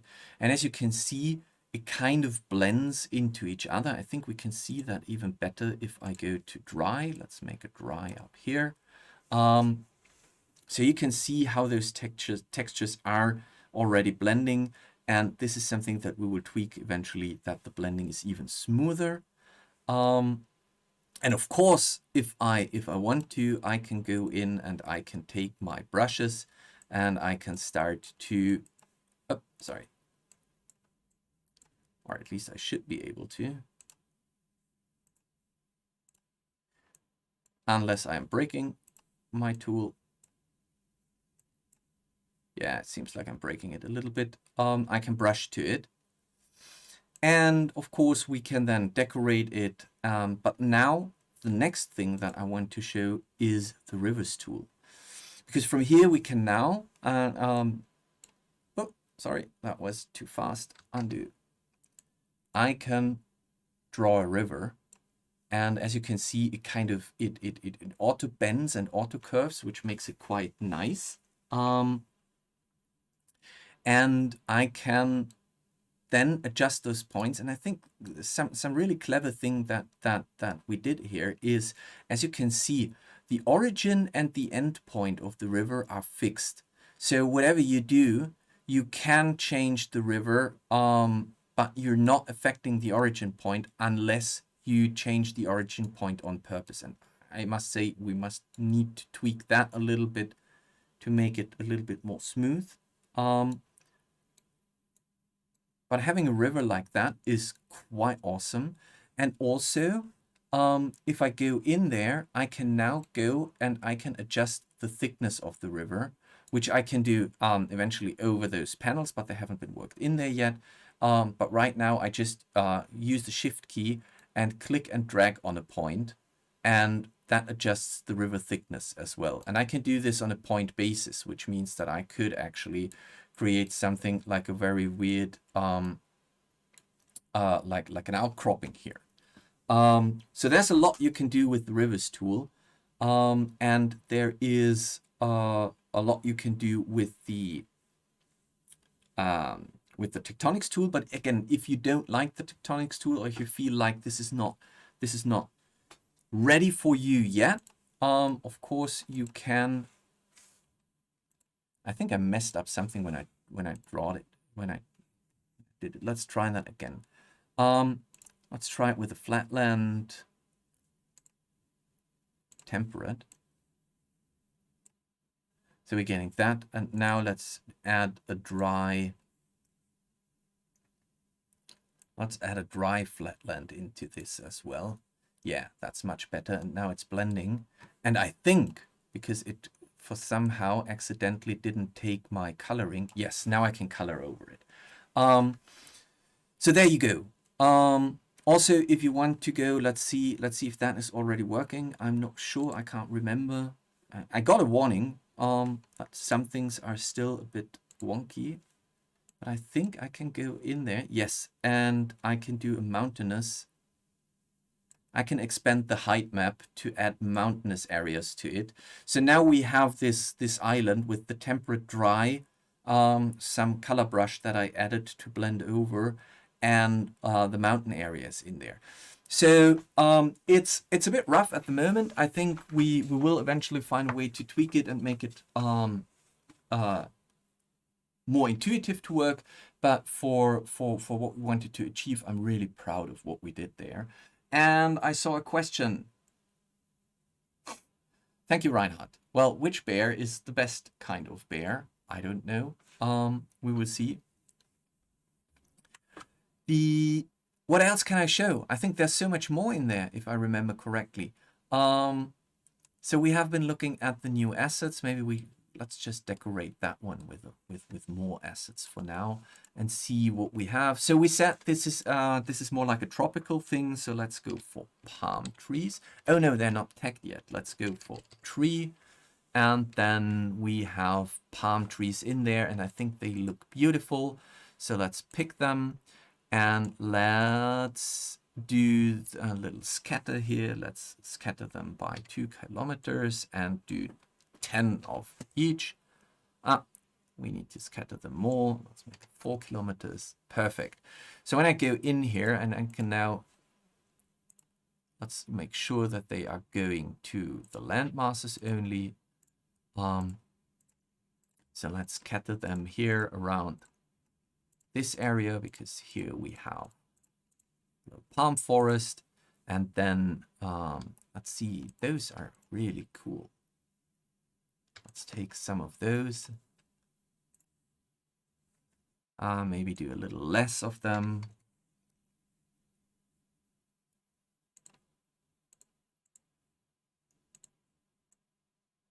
Okay, let's just do it like that. And what is sitting inside? I found very nice new cliffs in there that I really liked. So let's see which cliff do we use? That one. Look at that. That's a hole in the ground. Oh, well, wait. We don't need 5 of them. We just need 1. And let's say that here is a big hole in the ground. That looks amazing. And I think what I want to do is make, but that's way too much, 20%. And make the brush a little bit smaller. Let's give it a little bit of darkness around it, so that this area is a bit darker. There you go. Right. Let's look at questions, because I'm so into the Cybear. Now I get it. Ha ha ha. No, I don't. I still don't. Has Dungeon Fog really only been around for 4 years? Yes, it has. It has been 4 years since we started. And it was in October 2018 when we launched. It was in November or December 2017 when we started the beta. So if you count the beta, or if you count the Kickstarter as Dungeon Fog start, we would be here for 5 years. But since usually you say it's the launch, that kind of makes it. So we're celebrating our launch, and that is 4 years ago.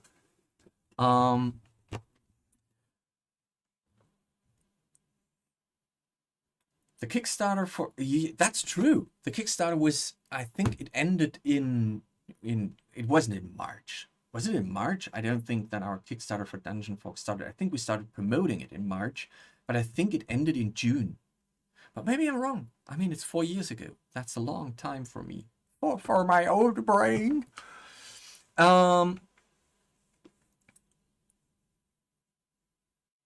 So, are there any questions in regards to the new build? I'm pretty sure I forgot something to show. Well, yes, of course. Let's see at the outline mode. We have the outline mode in there. So when you switch to the outline mode, you can see that the outlines are actually working. I'm not sure if you can see it though. So let's make it more obvious. Let's move that up here. And as you can see, the outline mode is actually covering stuff up, which is amazing if you want to do something with a black and white map. Now I'm doing it currently on the continent, which still has a color, and I just had a conversation about that with our developers. So there should be a button on your landmass where you can actually remove the color topic to it. So that was the outline mode. Let me recap. We have the rivers. We have the roads. The roads tool's there already, but unfortunately, I think the roads aren't working at the moment. So at least not in that build. Let me do some more rivers, I think. Let's try a river. That is coming from here. Why ever? Don't ask. It's coming out of the forest, okay? And it's going around here. And as you can see, it really smoothly bends, and then it ends here. And it also, the bleed is still, can be optimized here, but it is bleeding into the ocean. And again, I can go and say, okay, make the whole thing smaller, and it kind of automatically adjusts for the rest of the river, which is pretty cool. And if I want to have a second river that is now coming out of here, let's see if I can do that. Yeah, I can do a second river coming out of it. So let's do a river delta. Let's say, oh, sorry. Right, that was the thing. Currently I need to switch between those tools before I can do that. I can now go in and, sorry, that's the selection. We don't need it selected at the moment. I can go in and, come on. Oh, right. Wrong button.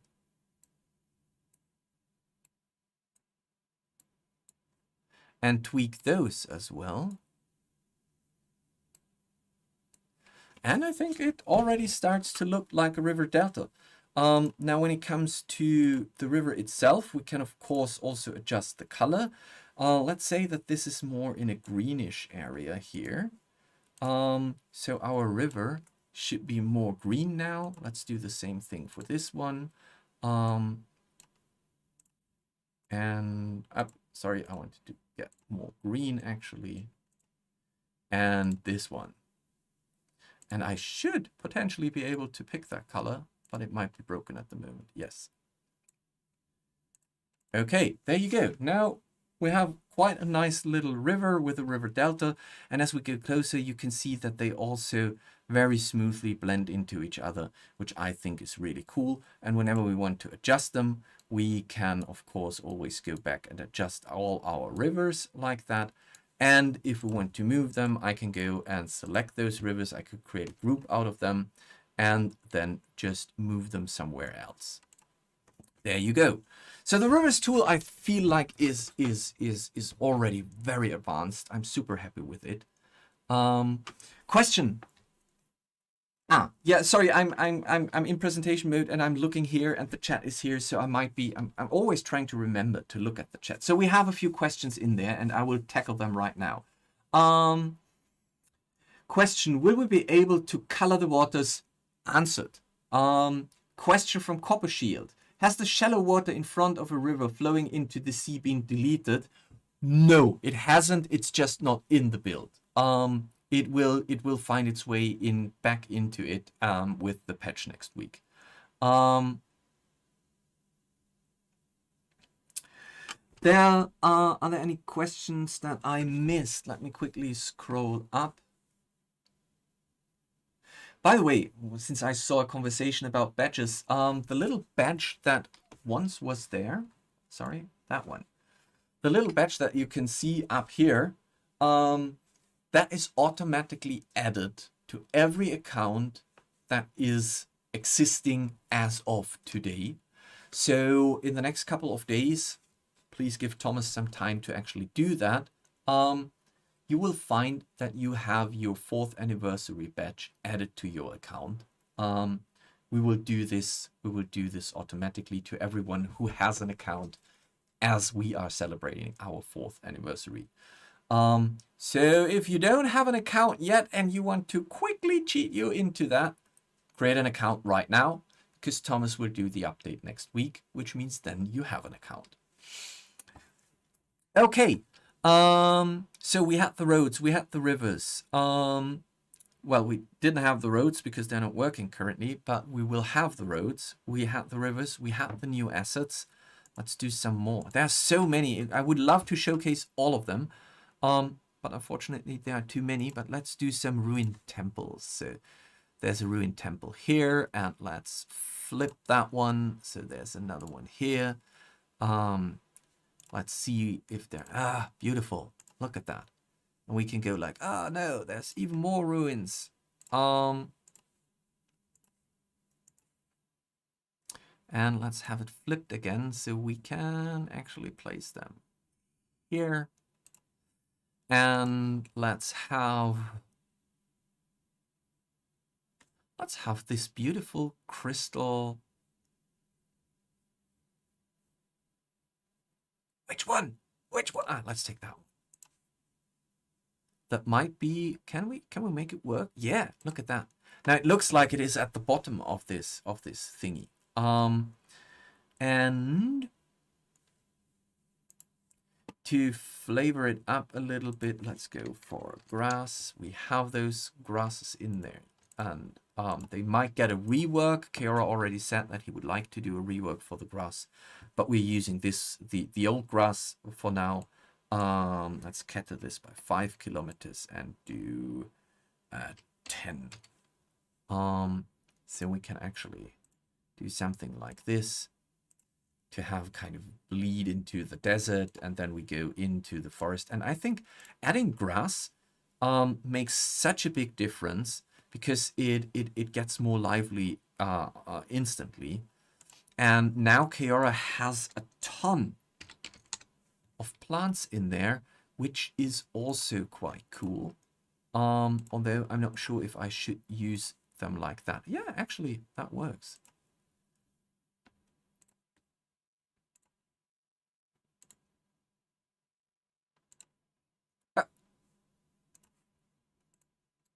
Go in here. Okay, you're not a water plant. Water. What can we do with water? Let's see if we have any assets that we can place. Oh, no, not plants. That place into water. I haven't been looking at those. Let's quickly go for a question because Damien just posted one and I saw it in in the corner of my eye. With world map going on pause for city maps, when do you think we'll actually get the biome tool? One of the features I wanted the most for world maps. So with the tectonics and the climate system and the height maps in there, we already have a chunk of the biome tool done. But again, I feel like now if we stick on the world map editor, we will stick there for years, because it can always be improved. It can always be made better. Now that we have the rivers, now that we have the roads, the text tool, the brushes, all that stuff in there, I would like to use the opportunity to start developing the city tool while we are collecting your feedback and just get your user experience on what we need to improve for the world maps in the meantime. And our goal is to have the city maps, like to give you a first working prototype in, I would say, the end of Q1, and then hopefully finish the city map making tool by summer next year, which means that then we will cycle back to world maps and see what we can polish and update there. But I was looking for water.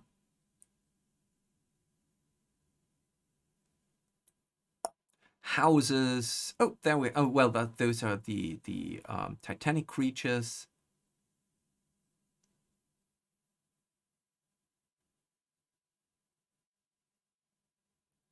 Now we're at the plants. Oh my god, there's so many assets in there. Sorry, I need to...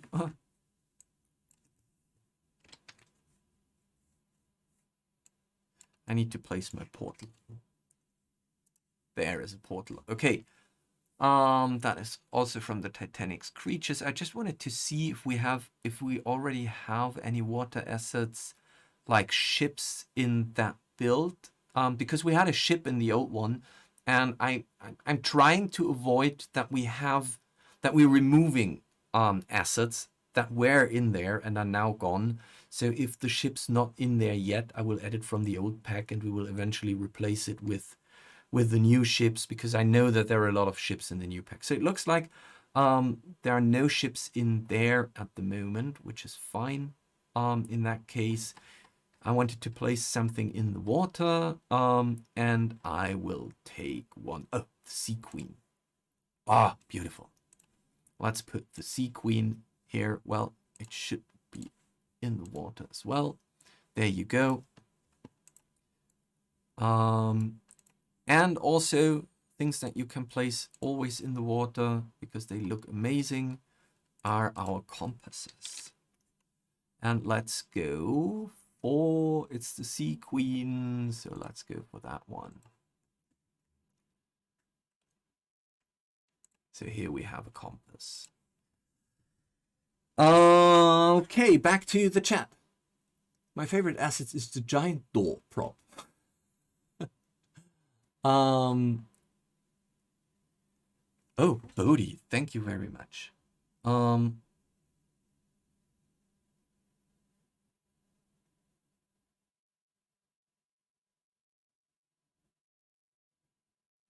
Sorry, what? Till, seriously, Till behind you? What the heck are you telling me? You're not showing the screen. Oh! I'm sorry. When did I switch? I might have accidentally switched. Oh, Jesus. I'm sorry. I should have... I might need to place the chat closer to it. How long have I been building this map without you watching? Well, okay, Guy. My apologies. I also messed up a stream. So... Right, I switched to show the achievement and I forgot to switch back. 10 minutes now. Oh my god. I'm so sorry, guys. Well, here you go. Look at that. Beautiful map. It was created secretly for you. That was all purpose. Shut up, Lord God. It's never been 25 minutes. Right, guys. So this is the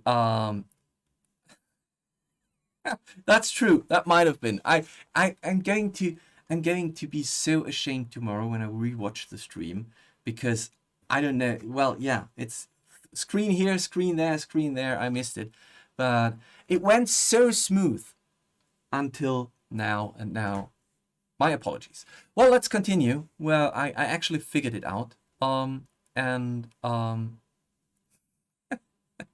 So here you see what I did. I add a portal, I add the Sea Queen. I did this beautiful little sunken crystal here. I had the ruins, and some plants, and the compass. So I now have a nice little tropical island to explore. Right, if you don't have technical difficulties, are you even streaming? Okay, I would say, since Till's brain is getting obviously a bit mushy, let's, if you don't have, let's wait for some questions on chat, and let's see if you want to know something that I can showcase in the current Deus build, and if not, then I would say let's go into our next raffle and switch to Dungeon Fog, because I want to show you all the beautiful things that we have done for the Battle Map Editor.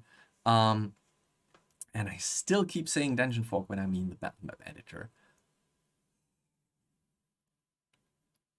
Oh yes, there is a scale. If I make this window smaller, you can see the scale is sitting down here. It was just cut off from the stream. Can you show the clipboard feature once more? Of course I can, or at least I hope I can, because that might be broken at the moment. So if I select something, I can right click and copy, and I will see that it is copied to clipboard. And ideally, if everything works, I can now paste it, and there you go. So the cool thing is that if you copy something that is actually on the clipboard. Oh, let's do this. I've never tested this before. It's going to break. Let's break this. That's a nice one. It's not a stream. It's not a Deus testing stream if we don't break anything.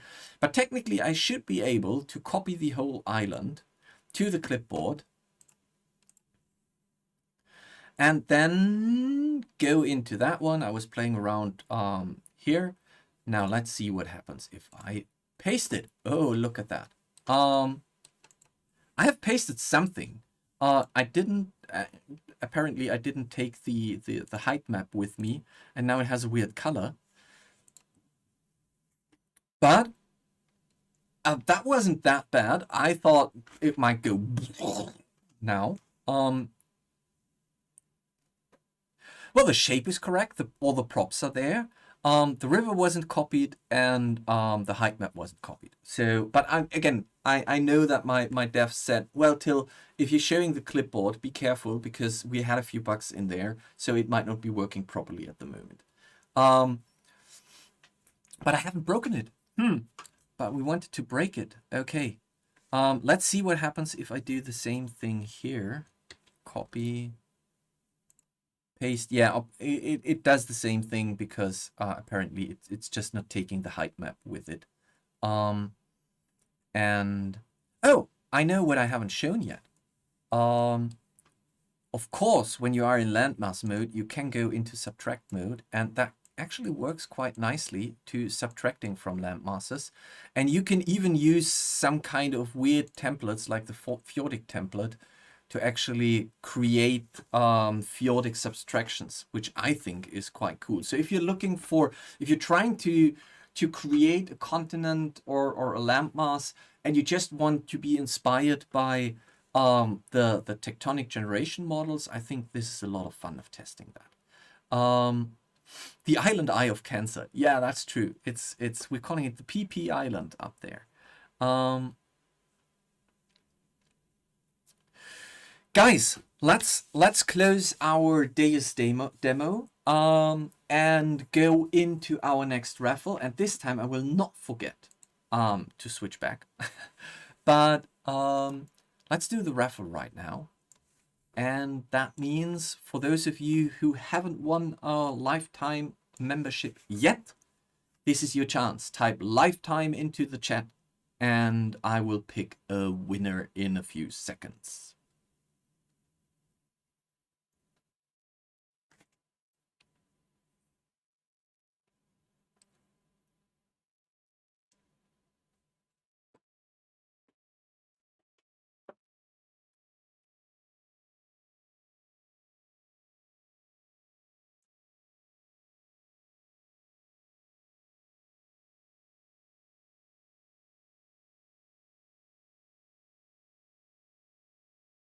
Right.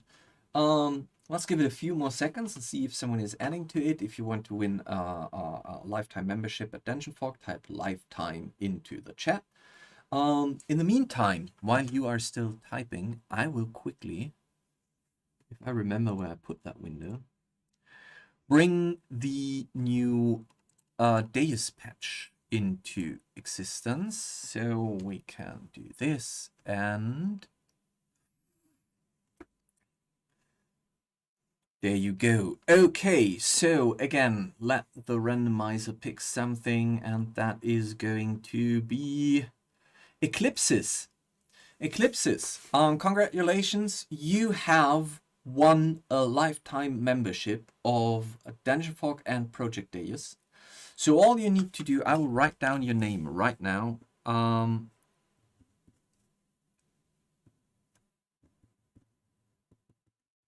Eclipses. All you need to do is send an email to contact@dungeonfog.com. Here's the email address. Thank you, Chris.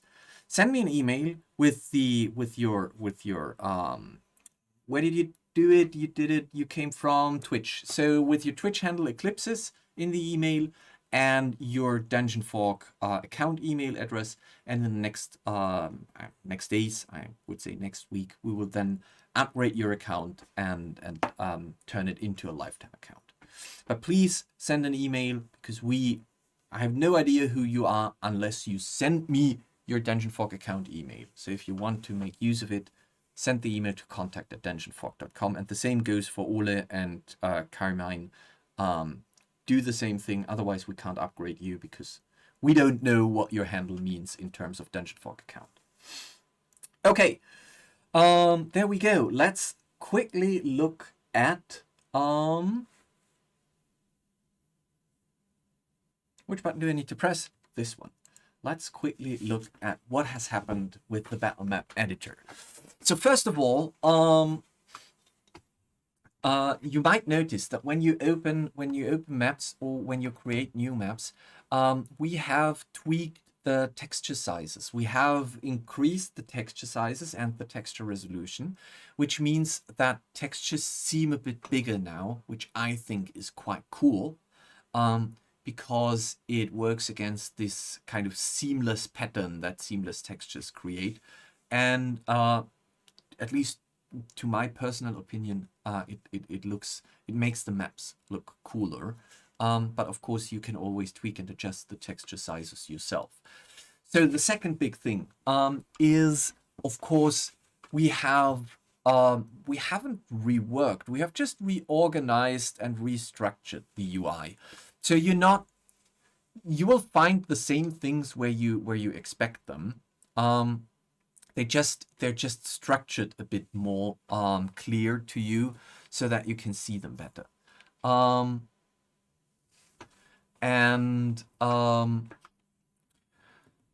You can see that by those collapsibles that you have here, and we have set them in a default state. So when you open them, they might be in a specific default state, but that's only once, because the second you collapse or decollapse stuff, we save that information internally in your account data. So whenever you come back, they stay decollapsed or collapsed as you have left them, which I find quite cool, because that means that you can set up your panels in your preferred way. So if you don't need Blueprint, close it. But if you're using Blueprint, keep it open. For example, the color grading, I'm not using the color grading too often, so I will decollapse it. However, I'm working with the grid oftentimes, so I will keep that one. For some reason, I'm on a separate level here. Let's go back to the ground level. Oh no, right, I remember. Yes, of course. The ground level was just laying out this. This is transparent level where I've added all the other stuff on top of it. So the rooms tool, you can see that you have a much bigger texture here. So the preview is much better, and also this is the first part where we're going to see the new asset picker, which I find quite cool, because right now you can see the name of the asset, at least to some extent, but if you hover over it, you would see the full name of it, which is part of the nature asset pack, texture pack. And it is from DGNFOG, and it is part of the subcategory grass. So if I go in there, it will automatically search all the other grass patterns for me. Now, if you feel like this is still too small, I can't see what other grass patterns are there, you can, of course, other direction, you can reduce the rows. No, the columns. You can reduce the columns, which makes those textures bigger. And I think I would prefer something like this for myself. So now you can pick the texture. It is applied here. And now I could create a room, which I don't want to, because I don't want to do a grass room in here. But I can, of course, also pick a color. And you can see here's some new addition to it. We have this color wheel. That makes picking colors much easier than our hue and saturation settings from beforehand. Again, we're not taking away anything, we're just reorganizing it. So if you're looking for hue, saturation, and brightness, you just need to go into color properties. And if you're using them quite often, leave it open and it will be there at your hand. So I can go and say, I want this blue, but I want it desaturated and a lot less bright. And now I have that. And this would be the floor color of the room that I'm creating. I don't think that there's much change here, because again, I don't have a room at the moment, so I can pick my rooms here and copy those presets to other rooms. And then we have, of course, the props. And the props work the same way as the textures do. I have my preview of the name, where it is, and in what subcategory it is, and who's the artist behind it. So each of those things are clickable. And if I go to Roots of Chaos, I can see all the assets. At least I should be seeing all the assets. I can't remember. It's getting late. I think those are those all the assets? I don't know. From Roots of Chaos. And let's take the purple worm. I might have still some transformation or randomization active. No. Oh, right. But I have, this is a gigantic map. That's why I was wondering why it's so small.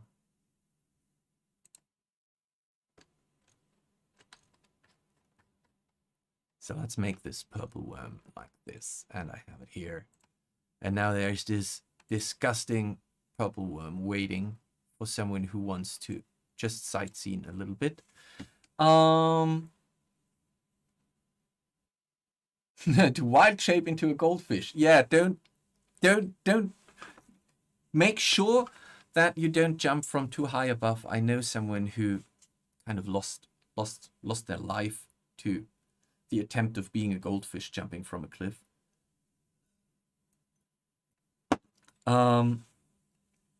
Right. That was the asset picker. Let's stay with the asset picker for a moment. So if I don't know what I'm looking for, which might happen because you don't know what assets are available in total, you can go to, by just leaving each pack, you can go to all packs, and there you can see all the packs that are available, with a little preview that gives you an understanding of how the assets might look inside there. And of course, you can go inside the pack. Let's go into the Ogre Casino and see what's inside there. But you can, of course, also just search for them. So I could go and say, tree, give me all the trees you have. Well, without that one, that would be nice. Give me all the trees that you have. And if you're like, oh my God, those are really, really, really many trees, you can see the little icons are telling me if they are part of the content subscription, if they are part of the custom uploads that you did yourself, or if they are part of the shop, the marketplace where you have bought them. So if you want to limit down the selection, you can decollapse the filters here, and you can say, okay, I don't want to see any free assets, I don't want to see any marketplace assets, and I don't want to see any uploads. So just show me the ones that are in the content subscription. And there you go. It's still many trees in there. And apparently things that are street sign. Yeah, of course, there is the word tree in there. But the way that Sylvie and Andy did was they gave a kind of a weighting to the search result, and the more it hits, the higher the rating, the higher it is in the search result. So that is quite nice. And then I think this is one of my absolute favorite features at the moment is I have selected I still have selected the purple worm. That's why I changed it. But if I deselect it, let me find my trees. There you go. And now I select one tree, and you can actually multi-select things. So I can go and I can say, I want this tree and I want this tree. And by pressing Shift, or of course you could kind of, which other one is nice? That one, Control. So using Control to do singles and Shift to do ranges, you can select those trees. And since they are all three loaded into your prop picker, what happens is that when I place them, it randomly chooses out of those three.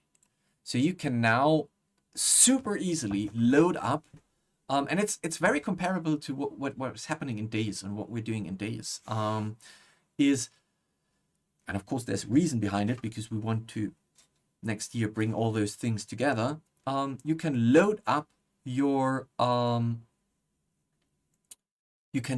prop picker with assets and then randomize them as you place them, which I find super cool. And if you want to even randomize them more, you can do scaling, which goes from a minimum of let's say 80 to a maximum of 120. And now all those will also additionally be randomized in scale, and if I want to, in rotation. So this is, I think, especially for things like graveyards or forests, or if you want to clutter stuff into a room, this is super powerful. And you've seen the other one already, which is that when you select the prop, you can now replace it. So if let's say this should be a winter scene, and I want to go in there and I'm looking for, do we have a winter tree? Yes, this one. Oh no, that's my that's not the winter tree. Well, that's a winterish one. There you go. Well, it's still probably randomly rotated. I'm not sure why he's doing that. Oh, because it was randomly rotated beforehand, of course. And you can now replace assets, which I find super cool. So that one is the tributary tree, and I want that to be the tributary tree too. So let's go there and let's see, that was this one. No, tributary. Probably has been this one. Nope. This one. Oh, hello. What happened to you? We found a bug. Interesting. And gone. Okay. So I will actually write that down. There was a bug in there.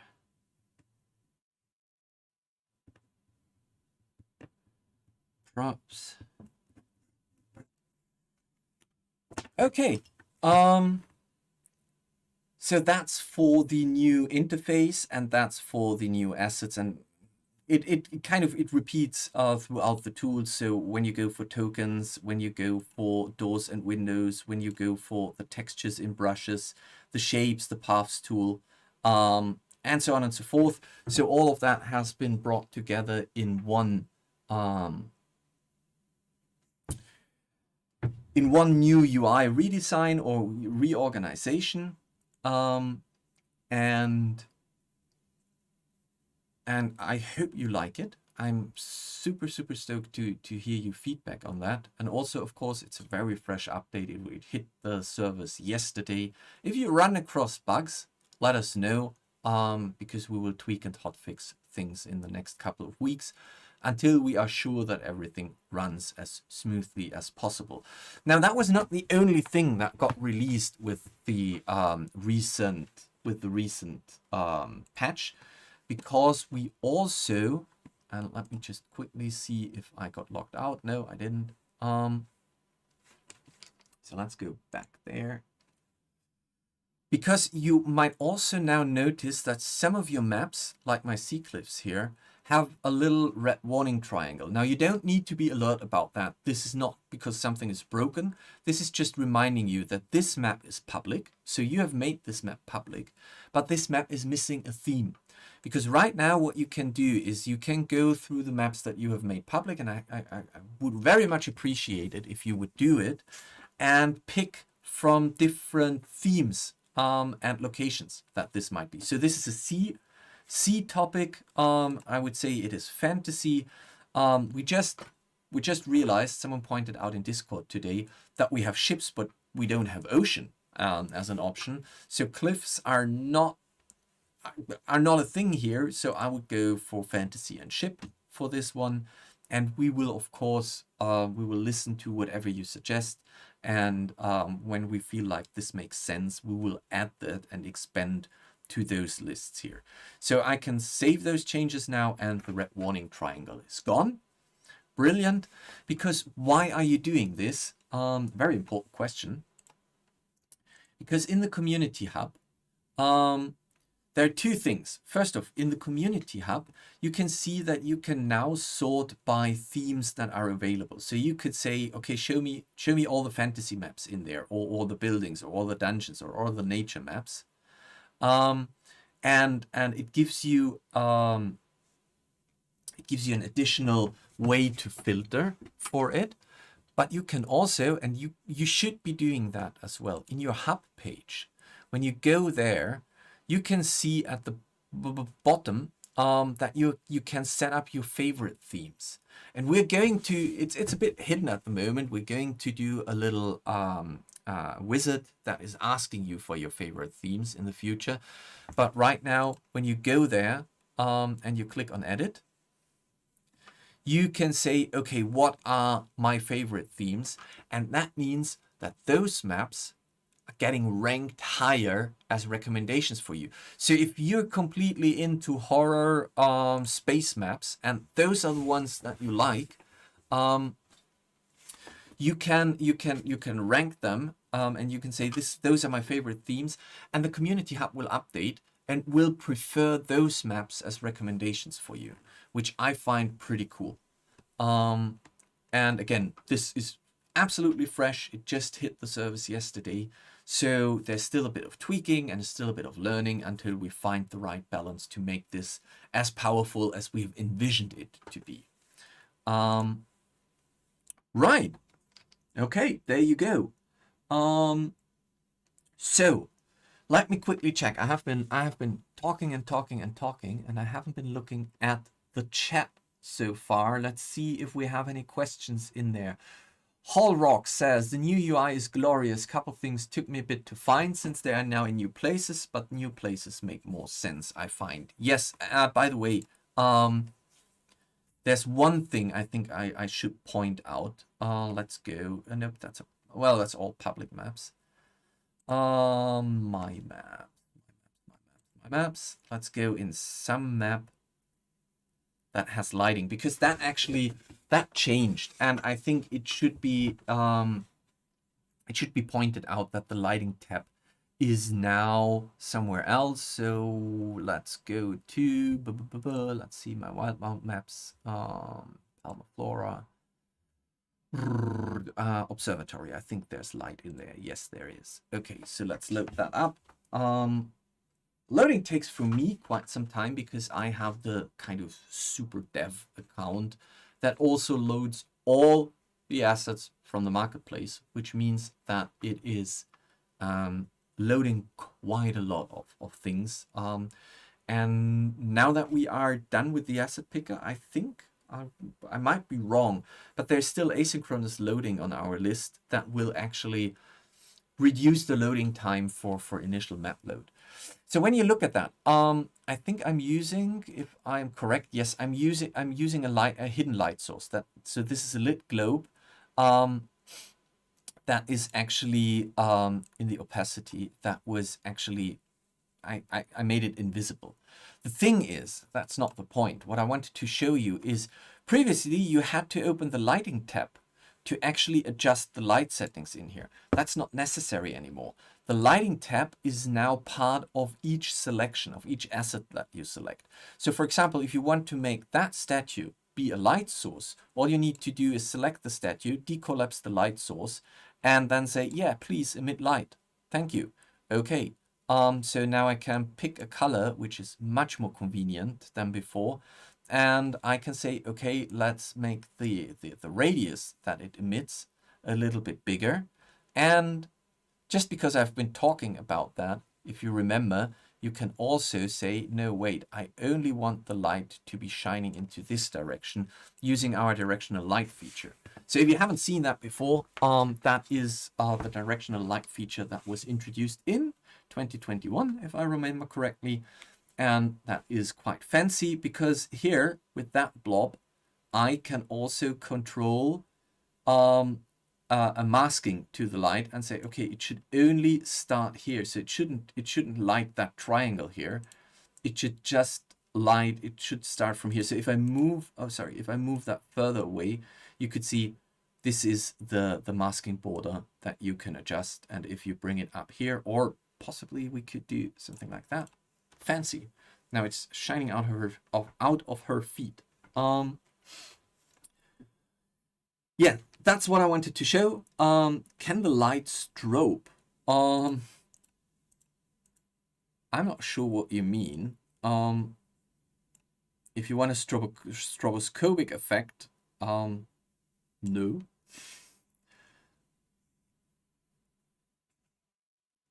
If you elaborate what you mean by strobing, then maybe I can answer it. A straight light casting profile would be super useful. I know. Yes, forecaster. Flash on and off. You mean like actually animate it, do something? No, unfortunately not yet, but that is part of version 6 rendering next year. How did I make the round stairs? Okay. That's a nice question. That's super simple. If you want to do round stairs, all you need to do is you go into the shapes tool. Let's just stick with the texture for now, because it actually fits quite nicely here. And let's say we want to have round stairs here. So what I do is I select the round brush, and then I go, let me see, style, we want an outer shadow, and of course the outline. And now I go place, scroll a little bit down, place, scroll a little bit down, place. And if you want to go super fancy, you can then go in and adjust each color a little bit. So I usually go in 5 steps. I remember that I did that. It's like, so this would be -15 in brightness, which means that the next one should be -10. And the last one then is fine, it's 0. And that kind of creates this depth effect because of the color. And also, of course, you can do the same thing with the texture scaling, where you go, okay, so this needs to be, I don't know, 85%, whereas this one needs to be 95%. That's not going to be very visual. And that one actually is a bit higher. So let's say this is 110%. And so you're suddenly creating, because of the texture size, you're creating a visual depth. And because of the color, you're also creating a kind of a lightness, or a depth by lightness through it. Is it possible to set more than one color for the same light source? For example, a statue with one eye glowing red and one glowing blue. No, but you can do two. You can do two light sources. So if we want to have, if you want to have glowing eyes for the statue, let's take this light. Let's do this. Let's take this light source. Let's duplicate it and let's prep it. So first of all, I think because we want it glowing, we can turn on the, I'm not sure if we should do that though. Let's turn it off again. Let's turn it off. And let's adjust the lighting to a much lower range because we just want the eye to glow. Let's give it again a direction. There you go. And let's change the color to color properties. Let's make it much brighter, much brighter. So it has a red eye glowing out of here. Okay. I would probably like to zoom in a little bit here.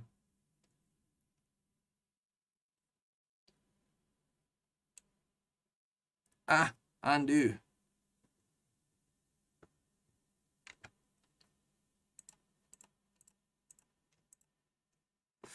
And let's move it over here. I'm using the shift and arrow keys to move it.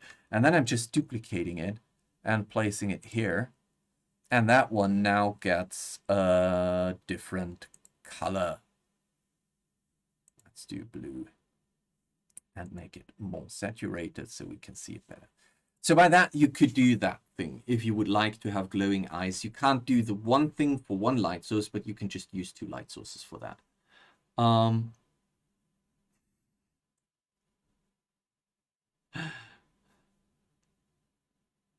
I hope that answered your question. Are there any more questions in regards to that? Otherwise, I would say we go to our last chapter for tonight and our last raffle. Let's wait a little bit if there are questions rolling in.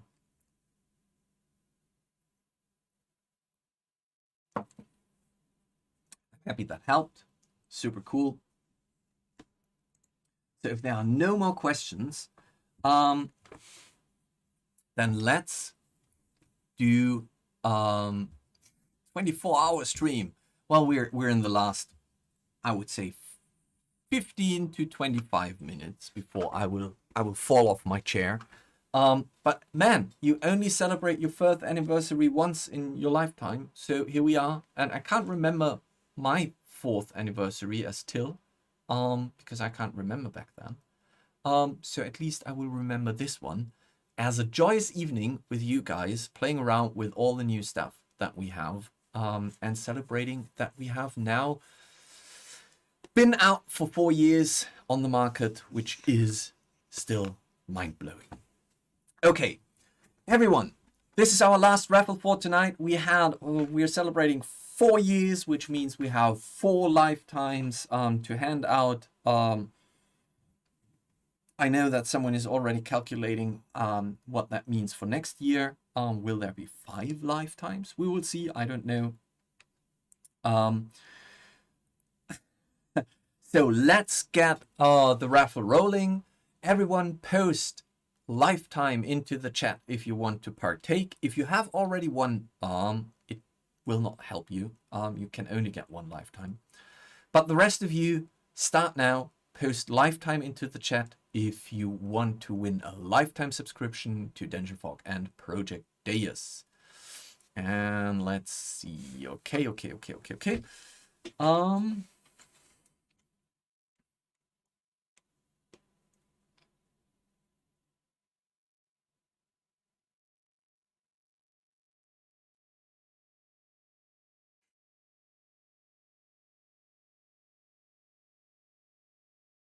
Right. I actually should probably eventually check my beautiful script and see if I missed something. No, I haven't. I've done that. I've done that. I've done that. Wow. Beautiful. Okay. Let's count down. 5, 4, 3, 2, 1, and The winner is Robert Schneider. Robert Schneider has posted lifetime and made it into my little randomizer.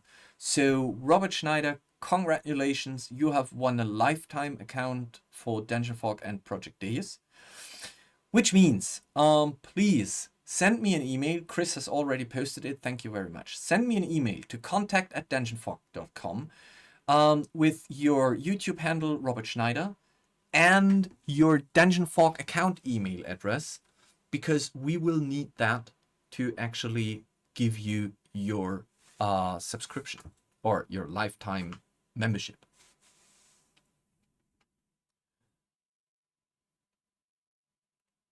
So congratulations from my side, congratulations from the team, and as I can see, congratulations from the chat. Right, guys. It's the final point of topics tonight. It is the book, and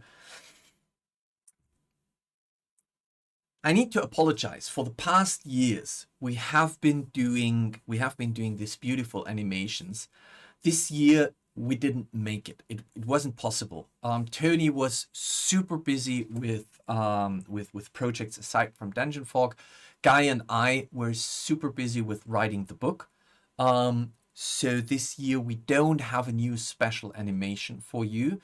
That doesn't mean that we have no animation, because Guy was so nice and do a little reference animation for the book that actually references to our animations from the past 2 years.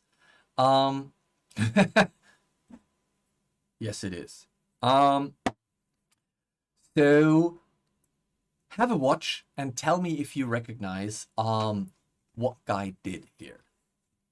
After suns with the branches of the massive trees above you, the evergreen scent of pine refreshes your senses. You arrive at the forest of Elkona, the forest of the elves. Actually, remember the swamp we passed 2 days ago? The one where we met the old man innocently gathering firewood? I'm not so sure he was innocent. We should check it out. But the forest of Elkona, it awaits. I've planned the forest. You guys said you were going to go to the forest this session. Calm down, calm down. We'll go to your forest. Just after we've gone back to that swamp. Fine. You arrive at the swamp. It's swampish. There's swamp stuff everywhere. Can you be more specific? The swamp smells of swamp. What do I see? Swamp. Don't be that, GM. Players are going to go where players go. With the Creator's Guide to Epic Locations Nature, you'll never be stuck for ideas, maps, adventures, or places for your PCs to explore again. Get your free chapter, Swamps, when you check out the Kickstarter. Link below. The fetid reek of decay fills your nose, and the black mud sucks at your boots. Cold pools of dark water promise death to all who enter. Aw, cool, I guess. You know what? Back to the forest!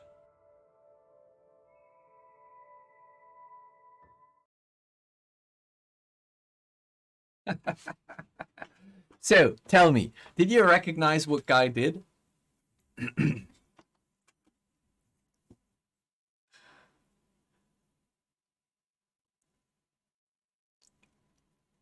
swamp is swampy, looks like a swamp. Yeah, well, so the thing is, Guy actually recreated the characters from Bring It On, the tiefling, the rogue, or the ranger, and the fighter, and brought them in the video. And then he also invited the voice actors who did that before.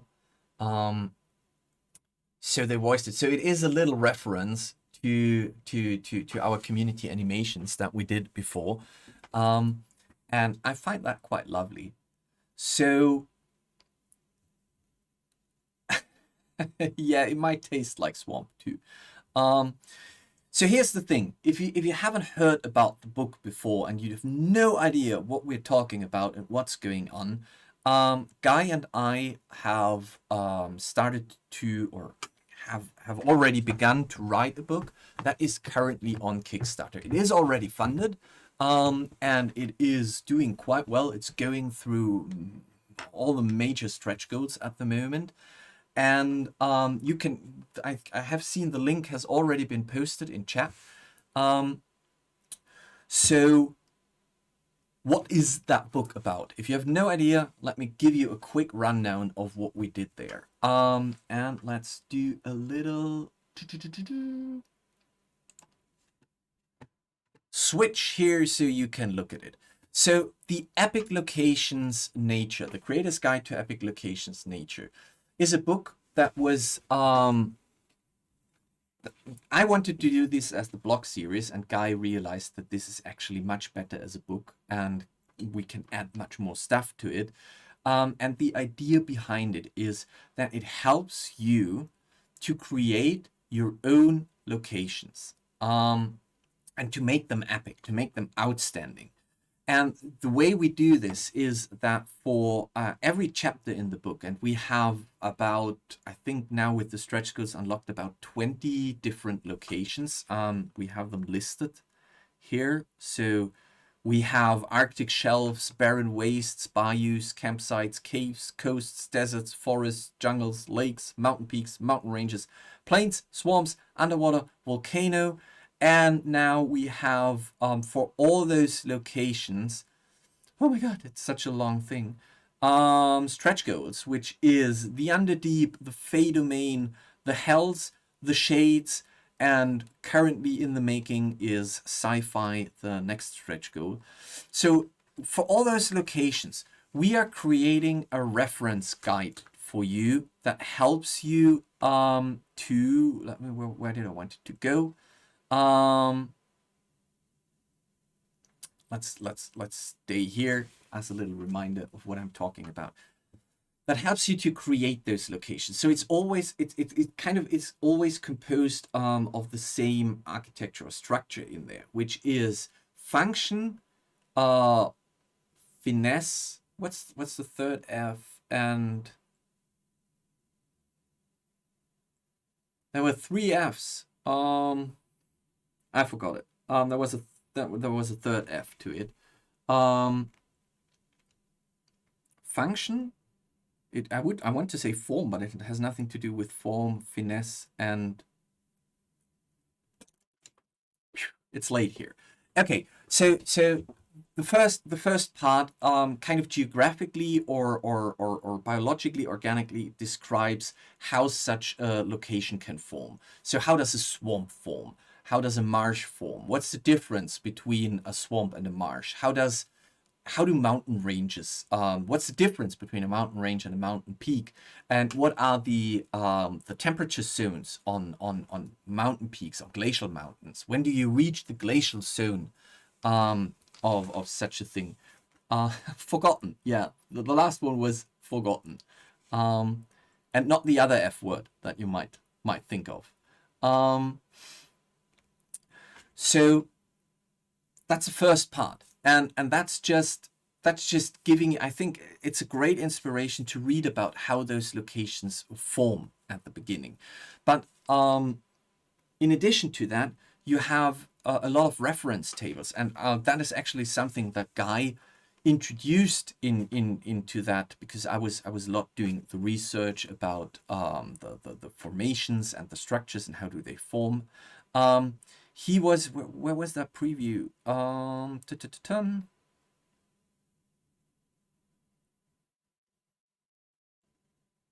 There you go. You have a quick reference inspiration table at the beginning of each chapter that not only gives you useful descriptive words. So if you remember from the video, Guy is suddenly describing the swamp as a fertile place that reeks of death and decay.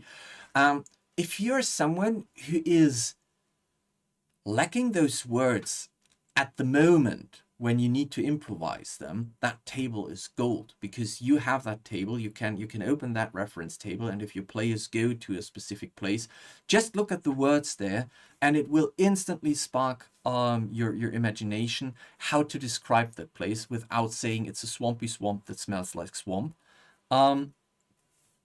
because the second thing that we did is we have added all the senses and to that location. So how does it look? How does it smell? How does it sound? How does it feel? And how does it taste? Because it is very important to describe. We often forget how much all those additional senses actually trigger us.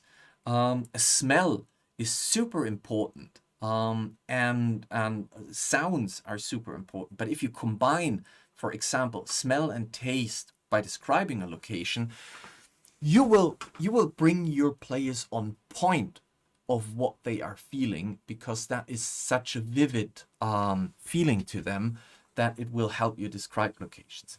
So that part is all about, so the quick reference table is all about collecting all those things in one place, with potential names for the location, descriptive phrases, encounter ideas, and adventure ideas. So what encounters could happen in that location? What adventures could spark there? Then we have the detailed breakdown of each location in terms of geography and design. I already talked about that, empowering you how each location functions. And the next thing, I think I had a lot of fun researching and thinking about that, was what are the narrative concepts of such a location? Is there a narrative concept? What's the narrative concept of a barren waste? And what's the narrative concept of a swamp or a forest? And when you think about it, all those things have inherently some kind of narrative tied to it. So barren wastes are a transitional place where you go from one, probably a lively natural location, into a deadly location, and that place that you need to travel, where one location bleeds into the other, that's where transition happens. But that's also what happens when you tell stories. You're not going from A to B by just being there. You need to transition in your story from one plot point to the next. So wastes are a great place to do transitions. And if you think about it, it has a two-way aspect to it. If you are leaving a deadly place, then the wastes become something that is promising safety soon. Whereas if you are going to the deadly place, the wastes are the first indication that things are getting more complicated now. And we also have thought about what people are living there, what would they be doing there. So in story concepts, barren wastes are often last outposts. That it's the last bit of nature that people could claim before it gets so deadly that they cannot go further in there. And outposts usually are also tied to people who's moving to an outpost, who's living there. This can be people who are hired to go there, so they need to be working and living there. Or this can be people who are fleeing civilization and are moving to the edges of civilization to be as far away from whatever is happening in that kingdom, but still be in a place that is habitable. So all those things we have been looking at. And all those things are described on a chapter basis, by Arctic shelves to volcanoes throughout the list. And I personally feel like that is super interesting, especially when you're creating your own locations. Another thing that we've been looking at for each location, and I'm not sure if we have a preview for that on the Kickstarter page. Well, let's use that one. Is if you want to make your players explore and experience the location, you cannot just throw the location at them. and let them explore. You can do that if you're playing in a very kind of simulation exploration game. But even in those kind of games, what you want to do is you want to build up that location. So we were looking at the classic 3-act structure, or what we've been calling 3-phase structure, and how you can make use of that to create tension and excitement inside such a location. And we're kind of breaking it down by the setup, the new situation, the exploration, the complication, the final push, and the aftermath, which is always leading up to a kind of a breaking point. So the setup should lead into an opportunity that the players should meet in that location. Using that opportunity, they need to get used to the new situation that kind of derives from what they had initially planned, which forces them to make a change of plans. And once they have that, then we go into the exploration part where you can explore that location before we ramp them up and look at what is the point of no return, because every good story has a point of no return where the protagonist, the hero, is forced to push forward. There is no going back. And we are looking at those points of no return in each location and give you examples and recommendations of what you could do in there. Because after that, things are getting more complicated. The situation is getting more and more dire for the players. And when they feel like everything is lost, then we kind of slap them with a major setback that then actually creates that peak of tension that you want to have at the tables. Because you can't do this always, but for an epic location, this is exactly what you need. You want to need that point where they feel like all hope is gone, they can't make it, and yet they have to do the final push to face whatever they are facing in the climax. I'm not saying that you should do it in a way that they will constantly TPK throughout your major setback and your final push. I'm just saying that's what a good story structure tells you to do to raise the tension at the table. And we're looking at those things in the book, and we're explaining them, and we're breaking them down for each location. Fundamentals. Chris, thank you very much. That was the F. Fundamentals, function, and finesse. And to be honest, that's basically just part 1 of the book. Because in part 2, what we do for each location, I'm not sure if I have, well, we have some kind of preview for that. You can see it here. You can also see it in the PDF. We've created samples for each location, and we have a concept grid that you can use to create your own locations. And while the first part of the book gives you preset locations that you can just use with a concept grid that you can use or can adapt, the second part of the book dives then into the concept grid and how you can use it to create completely own locations. So the first part is, let's say, finished locations that you can use. The second part of the book is how can you use all those concepts to create your own locations. And the final part of the book is then especially interesting for most of you who are currently viewing this stream.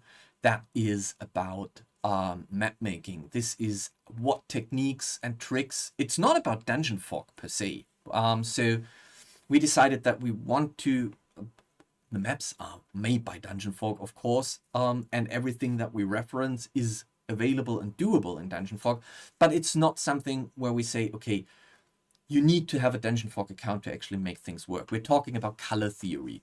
We're talking about atmospheric light. We're talking about spacing. We're talking about graphic design tricks like the golden cut, and how you can make those visual mechanics, how you can use them to create engaging maps for those locations. We're also breaking down the different types of maps that you could use. So it's not all about maps. We're actually saying that you shouldn't be using a map in any location, because some parts make more sense for a theater of the mind scene than a giant exploration map. And we're trying to give all this know-how that we gathered, collected, and compared. We're trying to give that to you so that you can get the same feeling about, when should I use a theater of the mind map because I need to ramp up tension and speed? And when should I use a progression map where they can go room by room and uncover each room, because that might be super interesting, but that might be at the wrong time, might be slowing down your game, hence taking tension out of the game where you should actually be adding tension to the game.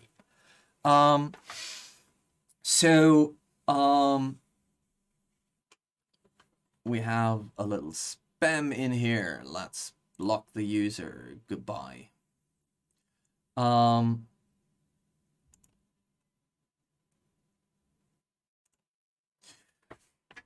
And I have a question. Are you considering a German translation for the book? And I have a second question, which is this book content edition neutral? So to answer the second question first, yes, this is content, this is edition neutral. This is not 5e related. This is not Pathfinder related. This is about, I actually must say, I think it is equally valid as a book for story writers who just want to think about how to describe locations, as it is for game masters who want to play those locations.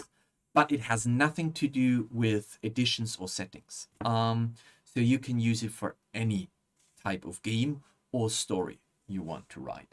Now, in regards to the second question, are you considering a German translation for the book? I would love to. It would be so cool to get a German translation for the book. I actually do not know if that is possible. It's a collaboration between Great GM and myself, so Guy and myself. And I would have to, I think I would have to do a cost comparison of how much would it cost to translate the book, because it's not just translating. Translating from one language to another means that the layout breaks, so you have to have a layout redesign over the book pages to make it fit again, and then see how much potential has the book sales. So the more successful, I would say the more successful the book is in post Kickstarter sales, so once the Kickstarter is over and everyone has backed a pledge to it, those people will receive the books, of course.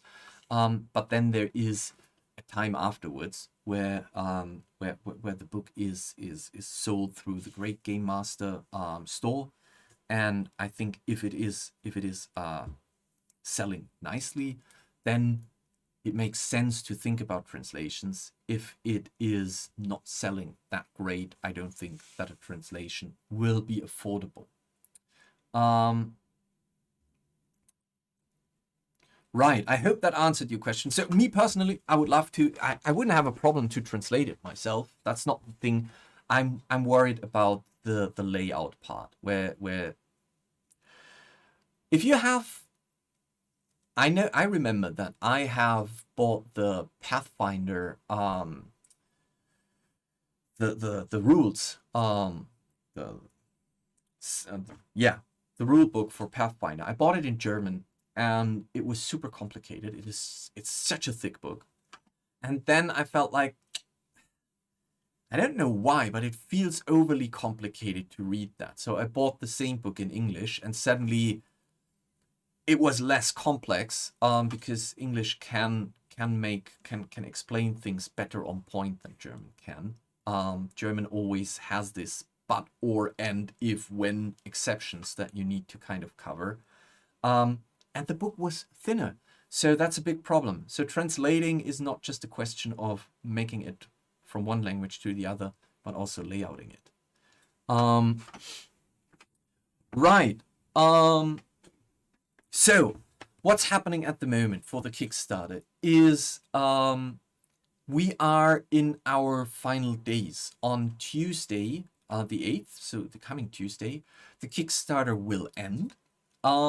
And we will then actually, I think there are still some polls going on right now for the cover, but we want to do more polls once the Kickstarter is over and ask you about other stuff.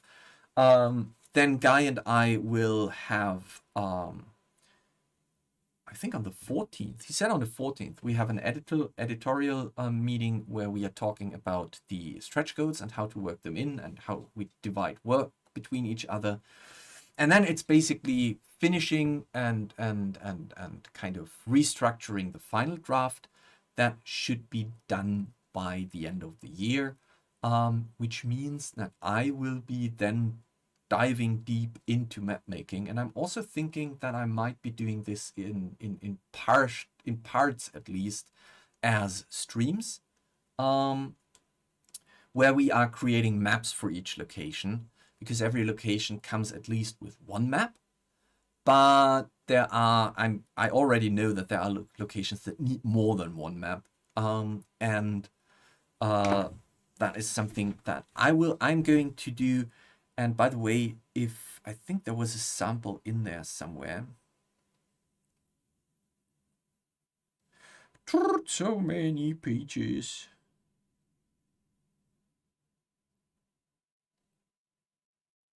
I don't know. I can't find it. What I was trying to show you is there. It's always flipping, but you can see it. You can see it when it flips back.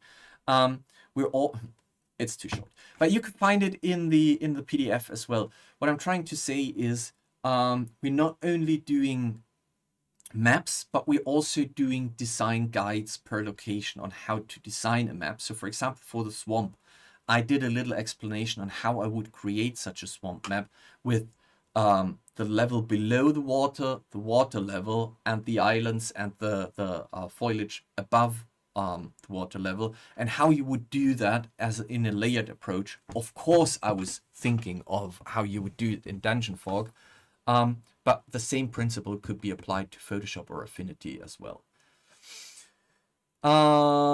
Question from Batwolf.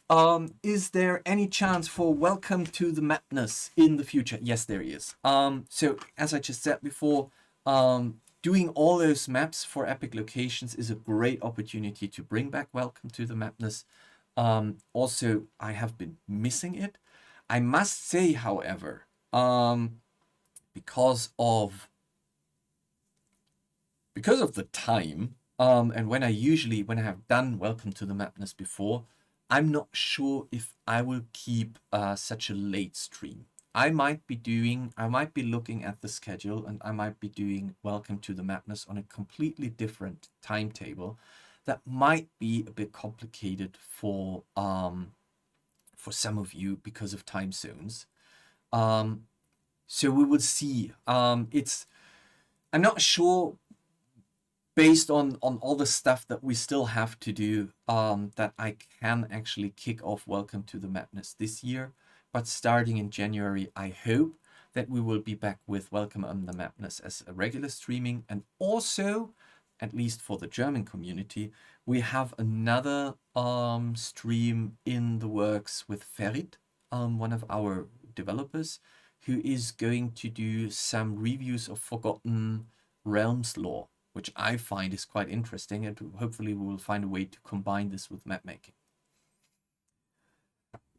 Let's see, are there plans for follow-up volumes for locations like cities, or do the techniques in this book also aid with those designs? So, to some extent they will aid, to some extent they don't. And to be completely honest, when I wrote the book, or my draft, let's call it like that. When I wrote my draft, we were under the assumption that we could do one part of the book about natural locations, the second part about man-made locations. So with the differentiation between the one thing is created through geological or natural processes, whereas the other part of the book is created through man-made processes like city building or mining or whatsoever.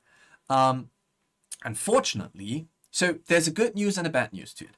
The bad news is when we finished the page count, we realized that if we wanted to do that book, it would be over 600 pages, and the shipping costs for the book would almost equal the book costs. And Guy and Derek, who are the professionals there, they said, no, that's not going to work. We need to limit the page size down to something that actually doesn't exceed a special shipment weight. The second part of that was that we realized that while some principles are the same, some aren't, which could cause a bit of confusion if you're trying to mix all those things into one book. And then in the part where you talk about how do you create your own things, you then go, yeah, well, wait, your own natural locations or your own structures, because that principle goes for that one and that principle goes for that one. So we were at the end, first we were a bit disappointed and we said, but we wanted to do both and everything. And then we realized, no, that actually helps us. So the good news is, you might already hear it from how I describe it, there is the material is already there. We have the material for the second book.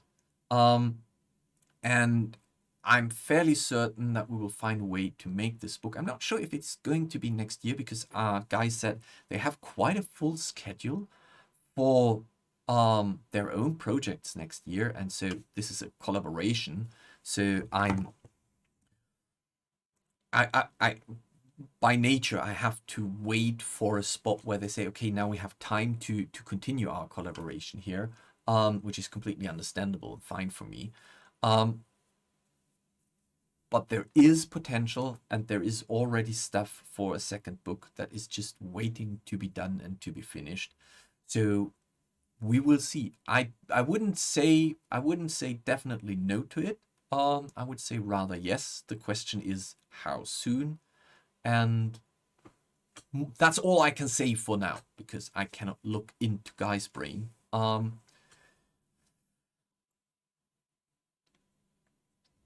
Yes, so if there's enough demand for translation and enough people are interested in the book, yes, exactly. There would be an extra, so that, sorry, I missed the second part, the first part. There would be an extra Kickstarter necessary for a German version as well. I think so too, yes.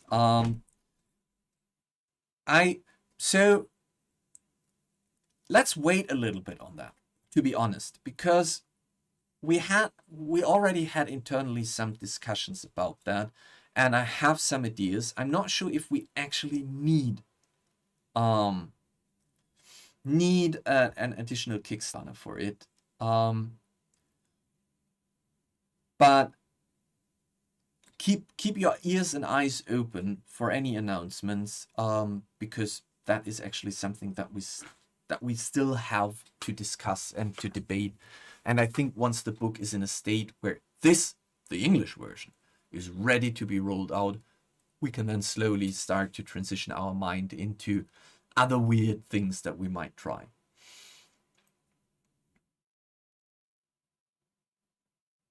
Oh, interesting. I'm learning new things here. Did you know that the name ferret comes from the Latin word furitus, which means little thief, and a group of ferrets is called a business? That means ferrets run thieves' guilds.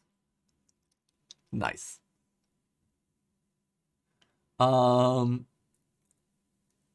Right. So, if you haven't pledged yet, this is your chance. There is going to be a late pledge manager, of course, and the book will be on sale, will be for sale at thegreatgamemaster.com. But I'm pretty sure that the Kickstarter has better prices than the book will have later, because Kickstarter bonus and stuff like that.